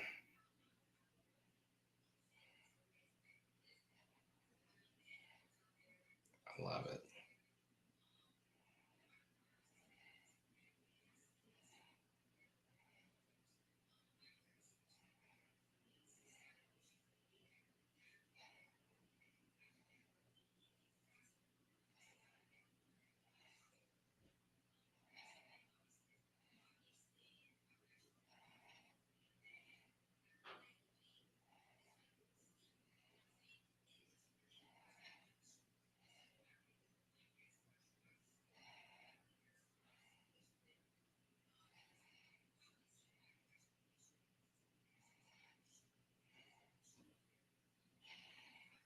Mm.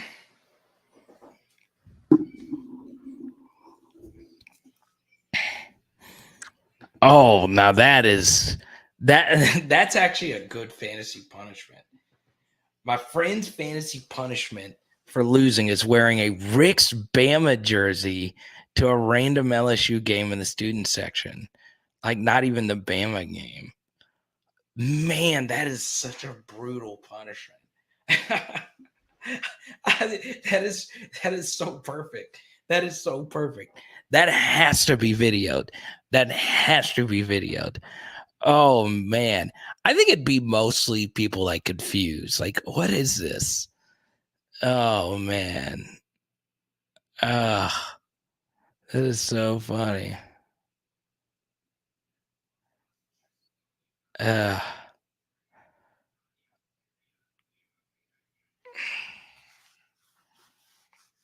yeah, Mike Jones has struggled some this year. I hate it. Right? Um, yeah, it's kind of hard. You don't really know what the deal is, right? Um, yeah, one thing that's kind of interesting is if you look at like the history of LSU linebackers. Once again, this is just LSU, but historically, that position does not rotate a lot, and that position has not had like bad injury luck either. Like normally the guys that play are the guys that play for the entire year. Like, you know, obviously Queen and Phillips were the guys in 2019. And then in 2018, it was Phillips and Devin White and Queen, right? That's not a position that I might be totally wrong on that because snap counts can get a little lost, especially on linebacker. But it is interesting, right? If you're not playing, it's not a position you rotate in a lot. And, like Wes Weeks, hasn't played a whole lot. And now Demario Tolan is getting defensive snaps over Mike Jones. It's very, very interesting, which is why, some of the Harold Perkins stuff, Tolan played a lot this past weekend, especially, for the amount of snaps he had been playing. It's very interesting.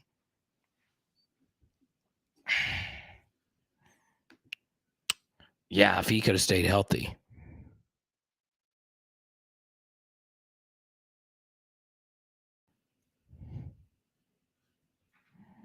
TJ, what's good? Good to see you again, my guy. Tennessee, Bama. There's just no other way around it. Tennessee, Bama. Could be the game of the year in the SEC, quite honestly. And it's not necessarily because, it's like two top 10 teams. This is the first year that Tennessee is even thought of being competitive with Bama since, the Mount Cody block kick. So, yeah.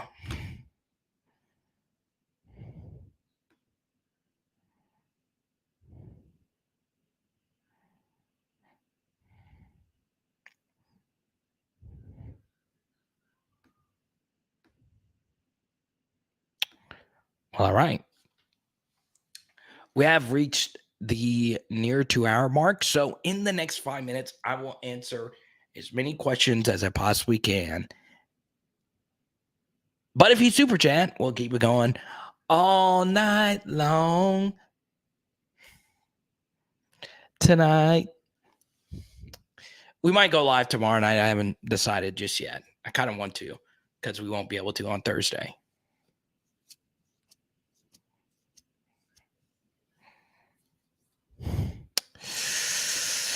Yeah, Chance. A good question here about Montrell Johnson and Etienne, right? God, they're good. They're good backs. What's interesting though is that they've struggled. Their run game has struggled. Tennessee, it wasn't that great, and then obviously this past weekend versus Missouri, they're good football players. I mean, Etienne looks like it's kind of a bad miss there. And quite honestly, Chance, a lot of the Louisiana backs, outside of Le'Veon Moss, that went elsewhere looked to be pretty good. Now, we don't know about Citizen. I think he's been hurt at Miami, but the Sampson kid is playing for Tennessee. Obviously, Etienne looks really good for Florida. The Ajay Allen's played a lot for Nebraska. It would be nice to have had one of those guys right now. But recruiting was weird during the transition period. But yeah, they're going to be tough. They're good backs.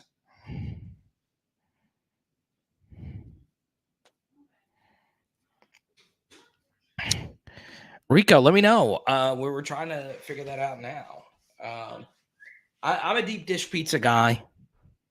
It depends on where Hey wants to go eat. She has a very strict diet, right? I'm chubby. She's like skinny and beautiful. So she has a strict diet. I eat bad. I'm chubby. I'm fat. Huh?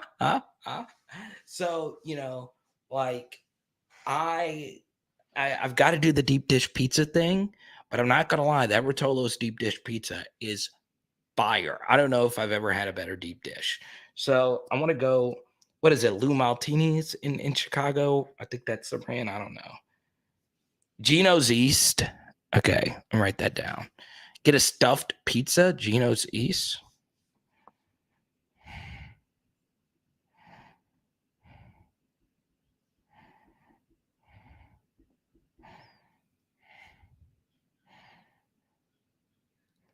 So Lou Malnati's.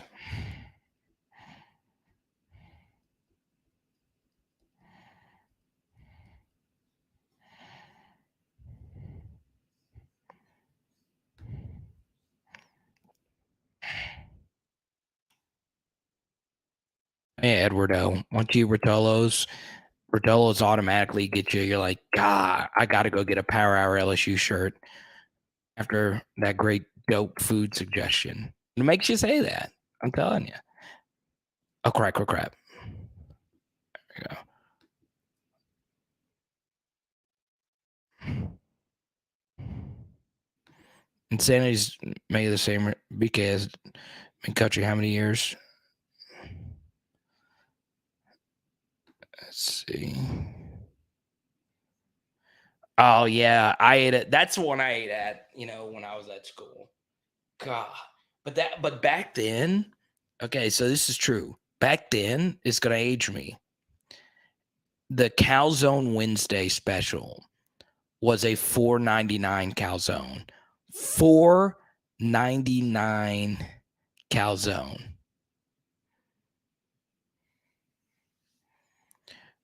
So Giordano's, okay, that's the one. Giordano's, right? Giordano's or Uno, it's all the same. I love that stuff.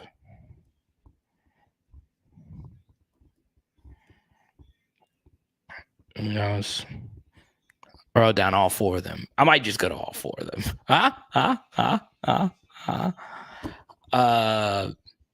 PHL T-shirt club. Here's what we'll do. All you gotta do is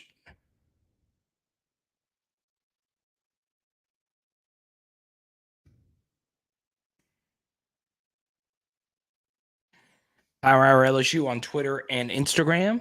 Or you can shoot me an email, powerhourlsu@gmail.com. So what is this, Rico? It's sausage patty stuffed. What does that mean?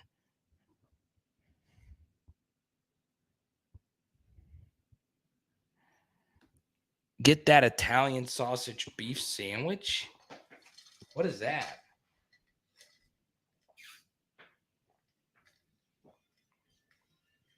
Oh, if you're a Notre Dame fan, so you're going to know Chicago. You're going to know the Midwest.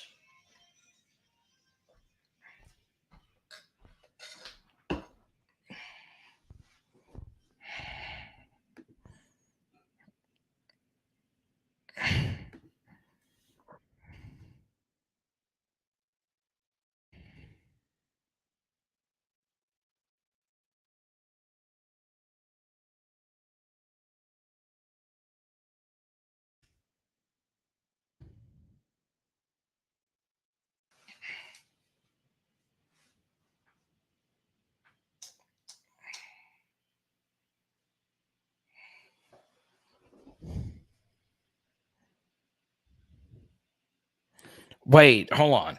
So you like okay, so like you get a deep dish. They put on cheese, then they put on a sausage patty? Hold on, I got to look this up. Sausage patty stuffed.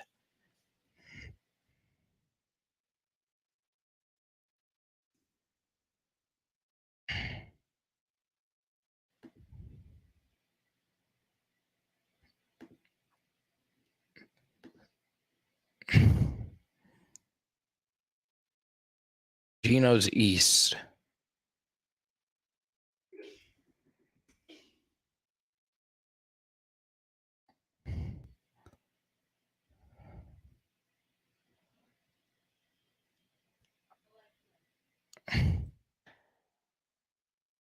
Oh, that's crazy. Well, that does look good.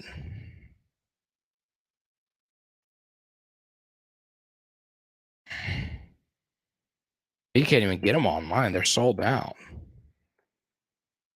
It really is that good.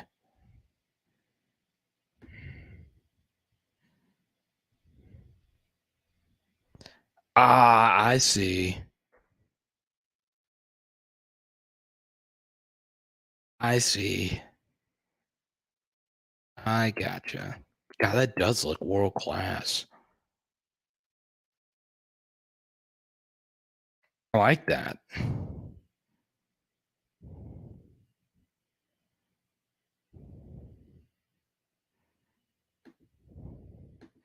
Food in Louisiana is so good, you'll be disappointed when you challenge Chicago. Probably so, but I've been to Chicago in over a decade, so I'm excited. I get to eat Louisiana food a lot. So I'm excited about, the authentic Chicago deep dish.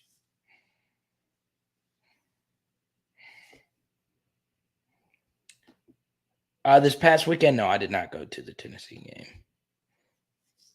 I would have liked to, though, but I'm glad I didn't. Huh? Huh? Huh?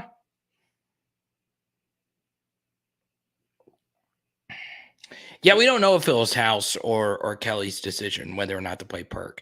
It wouldn't have changed anything, and I don't think that that's going to happen again.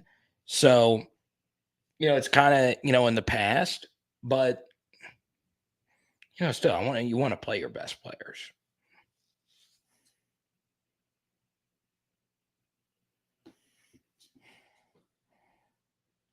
So, Rico, is Chicago just pizza, or is there something else? Is it like steaks, sushi?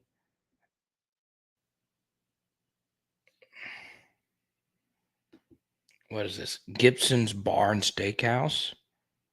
That's crazy. I'll write that down.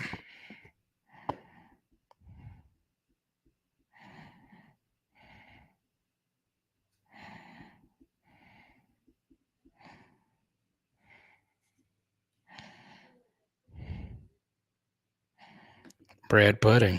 Let's go. All right. It's been a lot of fun. The good news is the chat doesn't stop here. I'll be moving over to the PHL Discord, and you could join by joining our Patreon. Patreon.com/LSU football is where you can join in. Obviously, it's a great way to help you build my my empire here. But it is a good way to help support me. And yeah, we do one-on-one Zoom calls for those that choose to do it. So yeah.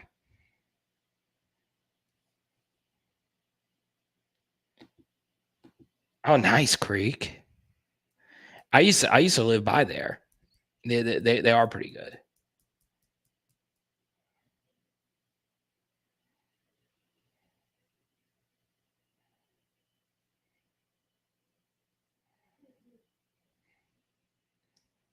Gibson's Chop House. I might do that.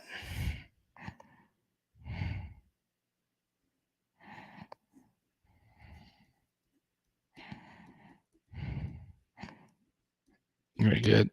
Get a good Chicago steak. Morton's.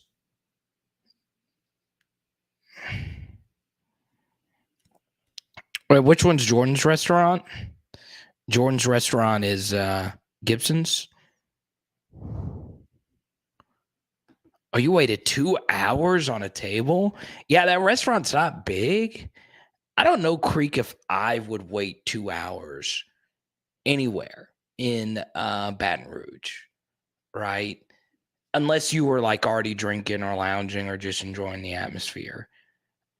Man, there's just too many like awesome restaurants now in Baton Rouge that, man, there's so many good restaurants in Baton Rouge right now. It is truly absurd. Truly absurd.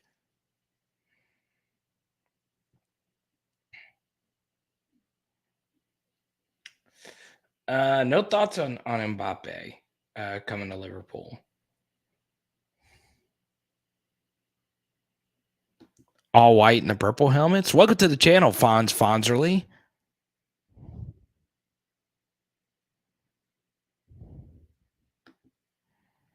Morton's has great steaks, and they have a Brandy Alexander souffle.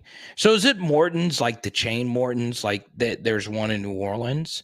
Because my dad and I have gone to that one a few times.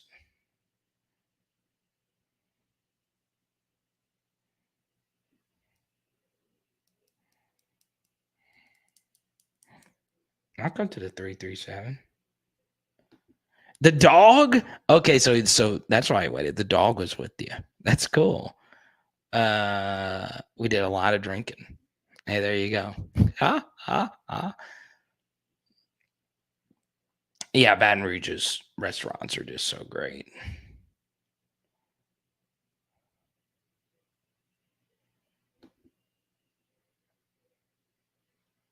Michael Jordan's restaurant. Hey, that's the man himself right there.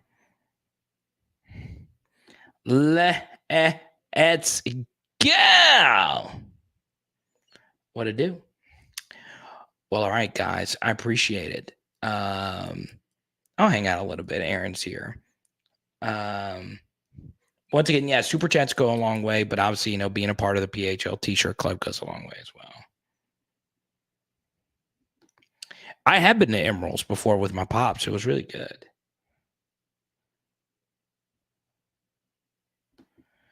Me and my girlfriend take her dog to Smiling Dog and sit outside. They have dog meals on the menu. That's good. I'd love to take C Baby out.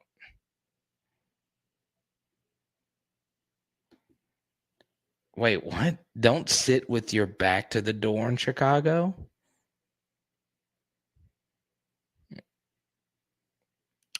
Ah, so like pickpockets, or is that bad manners? I don't know.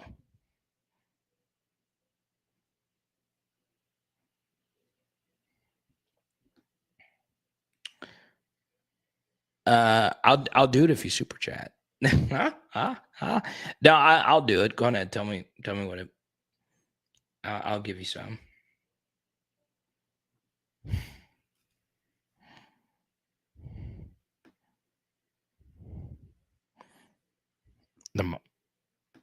The mob. Yeah, who's in for Delhi? Man, that's tough. Depends if Will's back, then it'll probably be Bradford.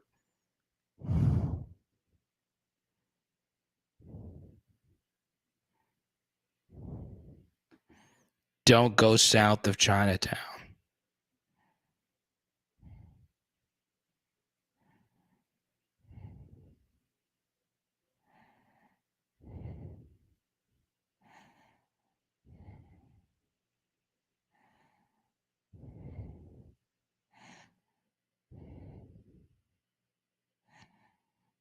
I don't think I've ever had supper club in Baton Rouge.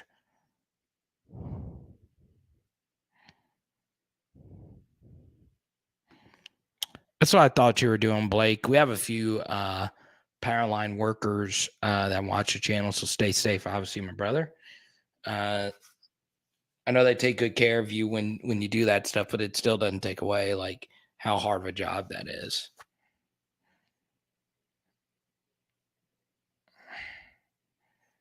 Emerald's is good in New Orleans. It's really good. Branson was like, Deli? We're talking about Rubens now? Huh?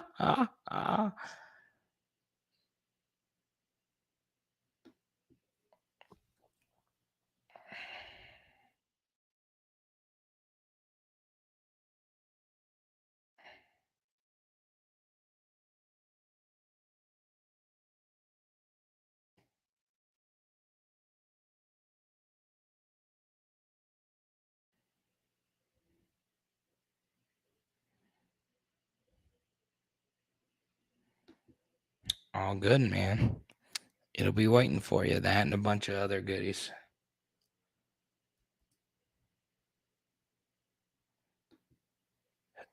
Um,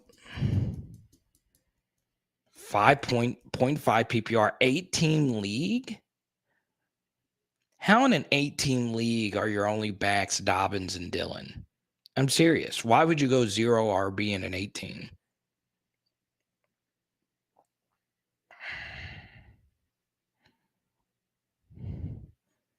Just depends. Like Walker's going to give you more upside. So I guess Kenneth Walker. Obviously, Penny's out, but yeah, I would start Walker. I would. Okay.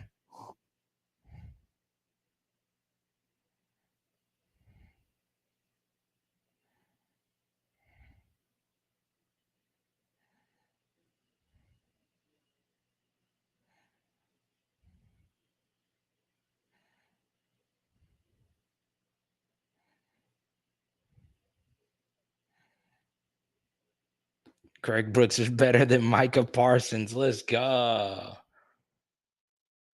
Oh, Javante was on your team? Oh, okay. Well, that makes sense. I'm about to say, if those are your best options.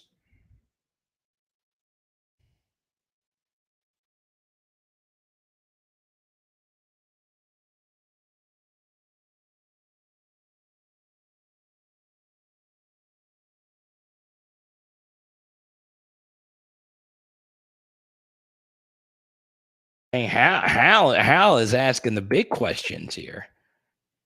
Huh? I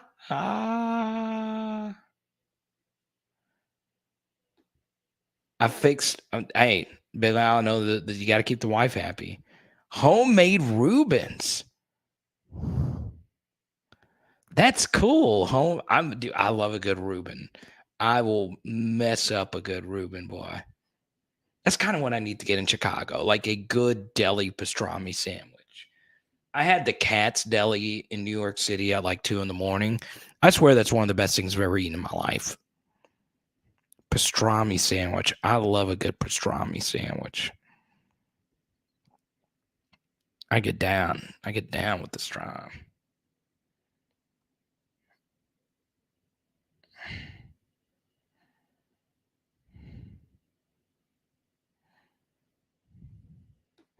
So it's not 700. I was about to say. That's a Joe Burrow rookie card right there.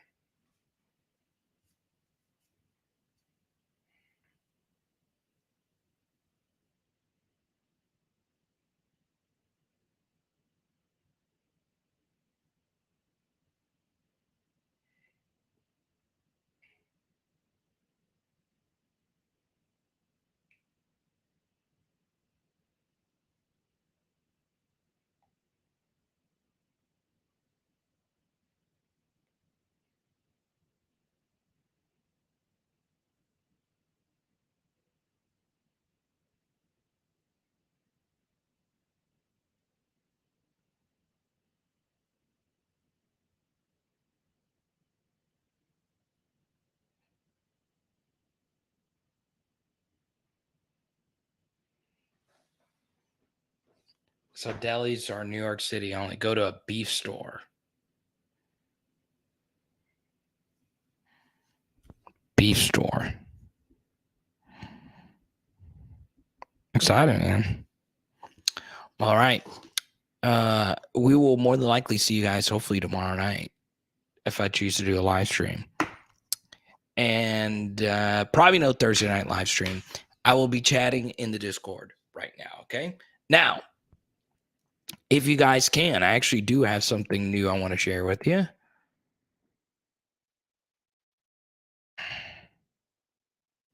Oh, heck yeah. Heck yeah.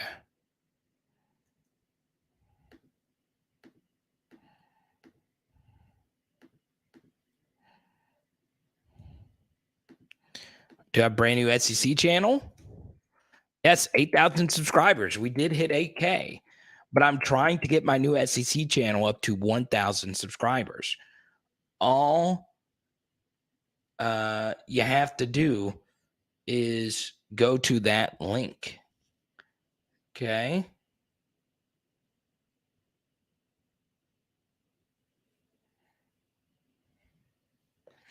Go to that link. Please hit the subscribe button on Power Hour SEC. Okay. It is. Now go ahead, Blake. We got to keep it going. Blake super chatted. Look, you are currently working on putting people's power back up in Florida, and you've worked 14-hour days. I know it. I have a lot of friends that are linemen. So I can hang out for a little bit longer here, Blake, because look, I think I'm one of your favorite, content creators. I want to hang out. Nobody leave. Let's hang out with Blake. He needs us right now. This stuff sucks. So we're going to hang out, man. We're just talking food and hanging out. But if you want to chat LSU, you go right on ahead, man. I'm not shutting this down.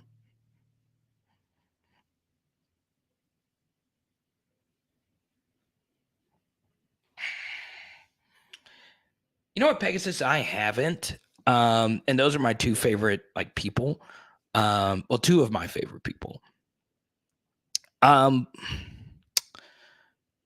of it is I listen to podcasts when I run. I haven't been running because I've had a bad knee.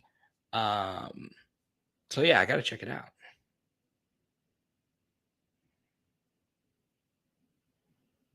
That's true. Everybody. You get a Burrow auto. You get a Burrow auto.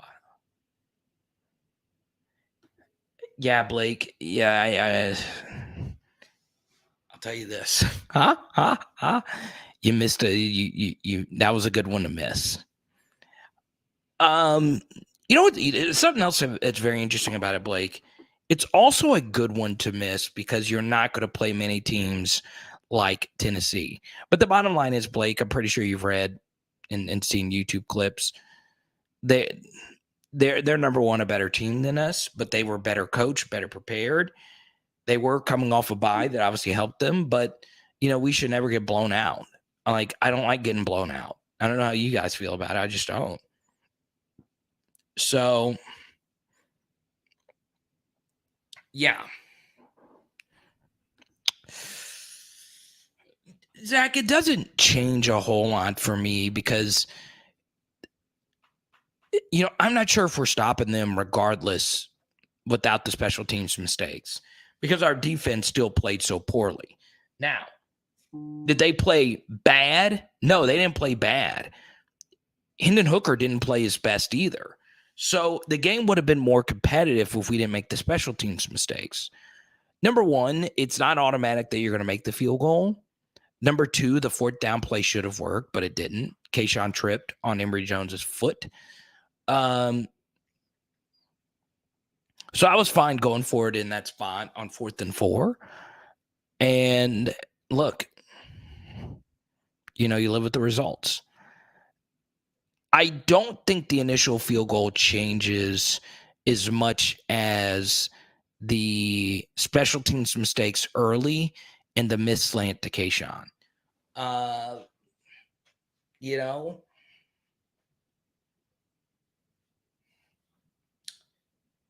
So that's it. Let's go to Blake's super chat here. But if you're a Coach Callie, what is the first action to fix the issues? Or what is the biggest issue in your opinion? Because Auburn was sloppy also. You've got to reinvent your offense. And I know you don't want to do anything too drastic at this point. But if the offense is this objectively terrible, you've got to reinvent yourself. And there's a lot that I would do, and it's not totally complicated fixes. But I think the biggest issue right now, Blake, is the offensive identity, the offensive imagination. We're not getting anything open. We're not getting anything easy. it feels like we're pulling teeth. Our running game is very predictable, right? And of course, Jaden's got to play better. I know I've said that a lot tonight, but he just does. So, all those things, mash it together, and there's your answer.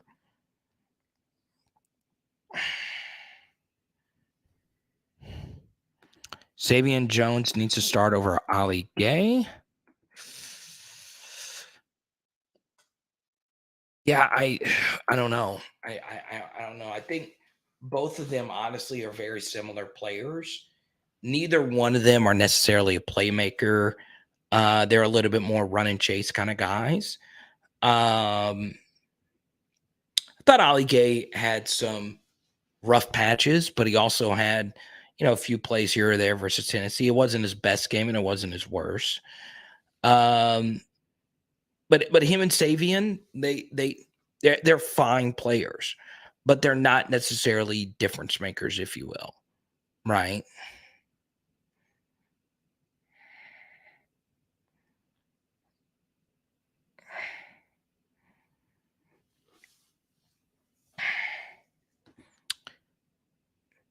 I agreed with it. I did. I hated the play call. Now it sucked because Jure dropped a first down throw that would have been huge. Jaden missed a third down throw. It would have been a difficult throw, but he should have been able to make it. He actually had 3 different options he could have thrown the football to, and he didn't throw to any of them. And then the fourth down call itself was just really bad. The actual play call was bad, but objectively terrible. So yeah, I was fine with the fourth down call before half, but part of why the fourth down call before the half, and Brian Kelly said it was just his analytics book that told him to go for it there.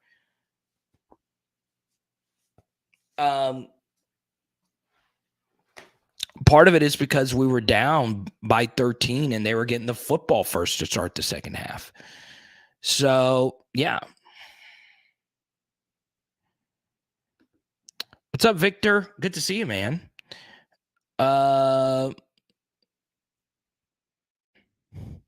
Agree with Jack Besh over the some of our tight ends. Kayshawn should ride the pine. I would like to see a few wide receiver rotations without him. So yeah. If Dimbrot doesn't get better, do you wait until the offseason or do you early test it out with Joe Sloan calling the plays? So Zach, I've heard different things about the Cincinnati offense, that their play calling was a little bit more collaborative than initially thought. And, I thought Dimbrot called a phenomenal game versus Florida State. We just did not execute. And he started doing some things a lot better. But yeah, these last couple of games have been rough. Do you test out Joe Sloan calling plays? I'd be fine with that if we continue to struggle. But hopefully Mike gets better so we don't get to that point. So there you go.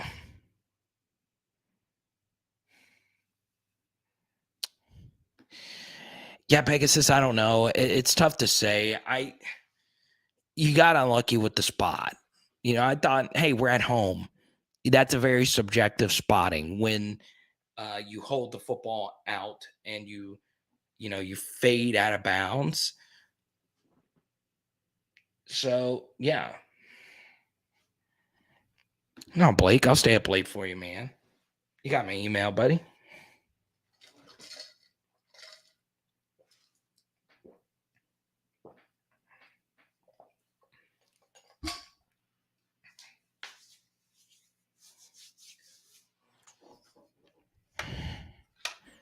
I've been having this thing around me for a while. I still don't remember who gave this to me because it was given to my mother. And it was then given to me.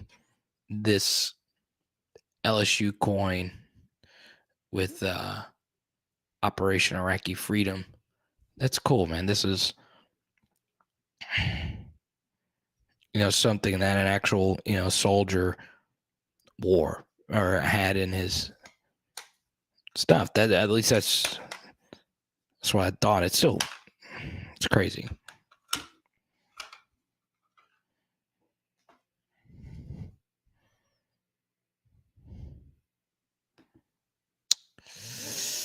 Yeah, he hasn't. I don't know necessarily if that's a bad thing. Because the clips that we saw of him were looked like someone that wasn't ready to play in year one, right? Obviously, he has all the tools to be great. So yeah.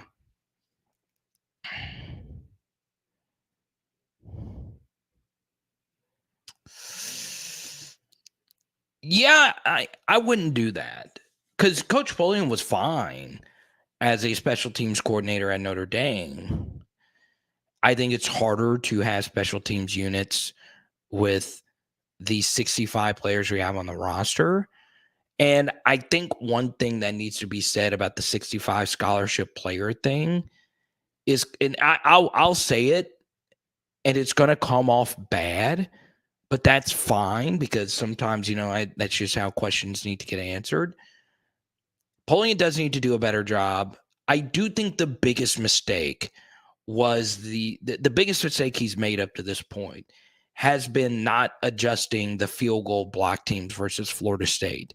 That was a little bit simpler of an error to fix. I think some of the other errors, like muffing a punt or a kickoff, you just got to catch it, right? There's not a whole lot you can really do about it. And you would be shocked how many players and teams have done that. There have been a lot, right? Mississippi State did it to us. It's happening a lot. I don't know why that is. But it's not so much that LSU only has like 65 like scholarship guys. There's a lot of guys that just haven't panned out and just don't play. Like they just don't. Like and it's I guess they're unplayable. I don't know what the case is. So Polian really doesn't have a whole lot to sift through here, if you will, right? Also, something else, Branson, and this is different than in the NFL and even in high school, if you will. There's so many scholarship guys on a team, it's hard to keep up. There's not an official ledger, if you will, of active and inactive players, right? It just doesn't exist where you could see you could see who's actually supposed to be playing and who's not, right? So like the only way you can tell if there is an active and inactive ledger is if and honestly this would be something that I would do if I'm one of these beat sites that pays reporters to go to games. You can write a recap from anywhere, right? From your house, really. And all press conferences after games are virtual. If you're actually at the game, one thing you can see is who's dressed out and who's not, right? And that right there will add some extra context that you don't have, right? That you can't tell from the television screen, unless you, of course, freeze frame and zoom in on the sideline to see who's actually dressed out and who's not. So it's very interesting.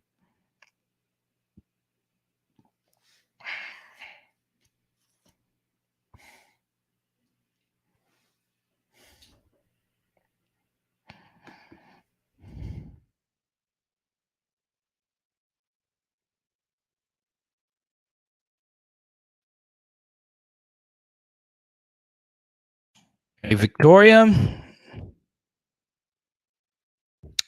plays starters like Saban. Yeah, I mean, Brian Thomas Jr. is one of our gunners right now. Now, let's run Hunter, I know every time you jump in, you say run the Wishbone. F it. Run the mother effing Wishbone. Run the Wishbone. Sage has had good moments and bad moments. The Auburn touchdown was a little bit tougher than, they just made a play, scramble drill. That's going to happen. Had a big play versus Florida State. So yeah, it's been hit or miss with them. So yeah, um, maybe he could be a special team spark for us.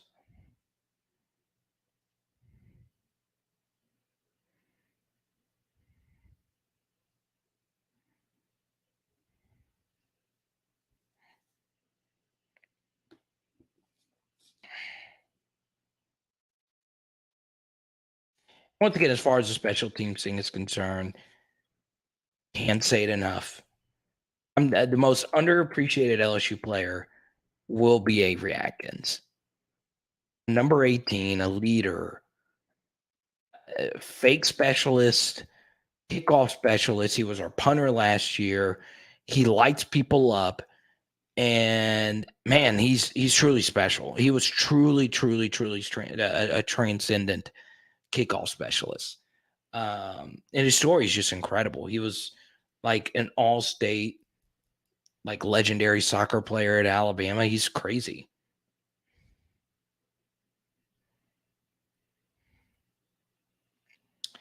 I've never understood this. I totally agree with you. And the funny thing about it, Simper, is on the punt return itself, we almost gave up a blocked punt, right? Greg Penn allowed his guy to go to the inside a little too easy. And, you know, the punt design was crazy. Now, I highly recommend everyone, if you haven't seen it already, go to the film study. They did a lot of interesting schematics on their punt return to cancel out our guy, Slade Roy, who's been really good for us on punt team. And I was like, wow, I never thought to do that, right? So yeah, give Tennessee special teams a lot of credit. They schemed some things up. You know, who are the Tennessee special teams coaches? Give him credit. Pooch kicking into that open space is brilliant. The punt return they set up was brilliant. So yeah.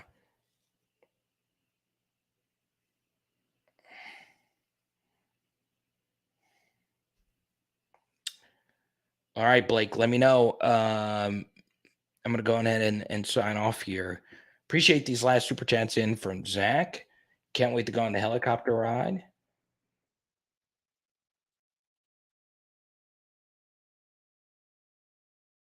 Why were the Les Smile special teams so good? Good question, Victor. They were just good. Lots of good kickers.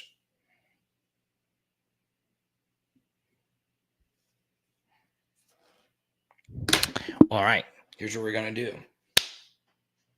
Go to Power Hour SEC.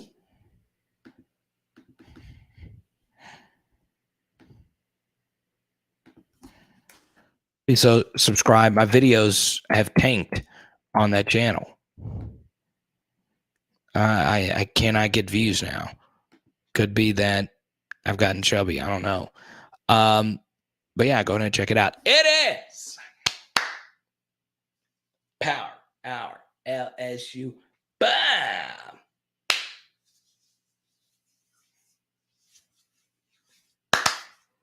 And tonight, chicken Florentine calzone. Baby, let's go, baby. Huh?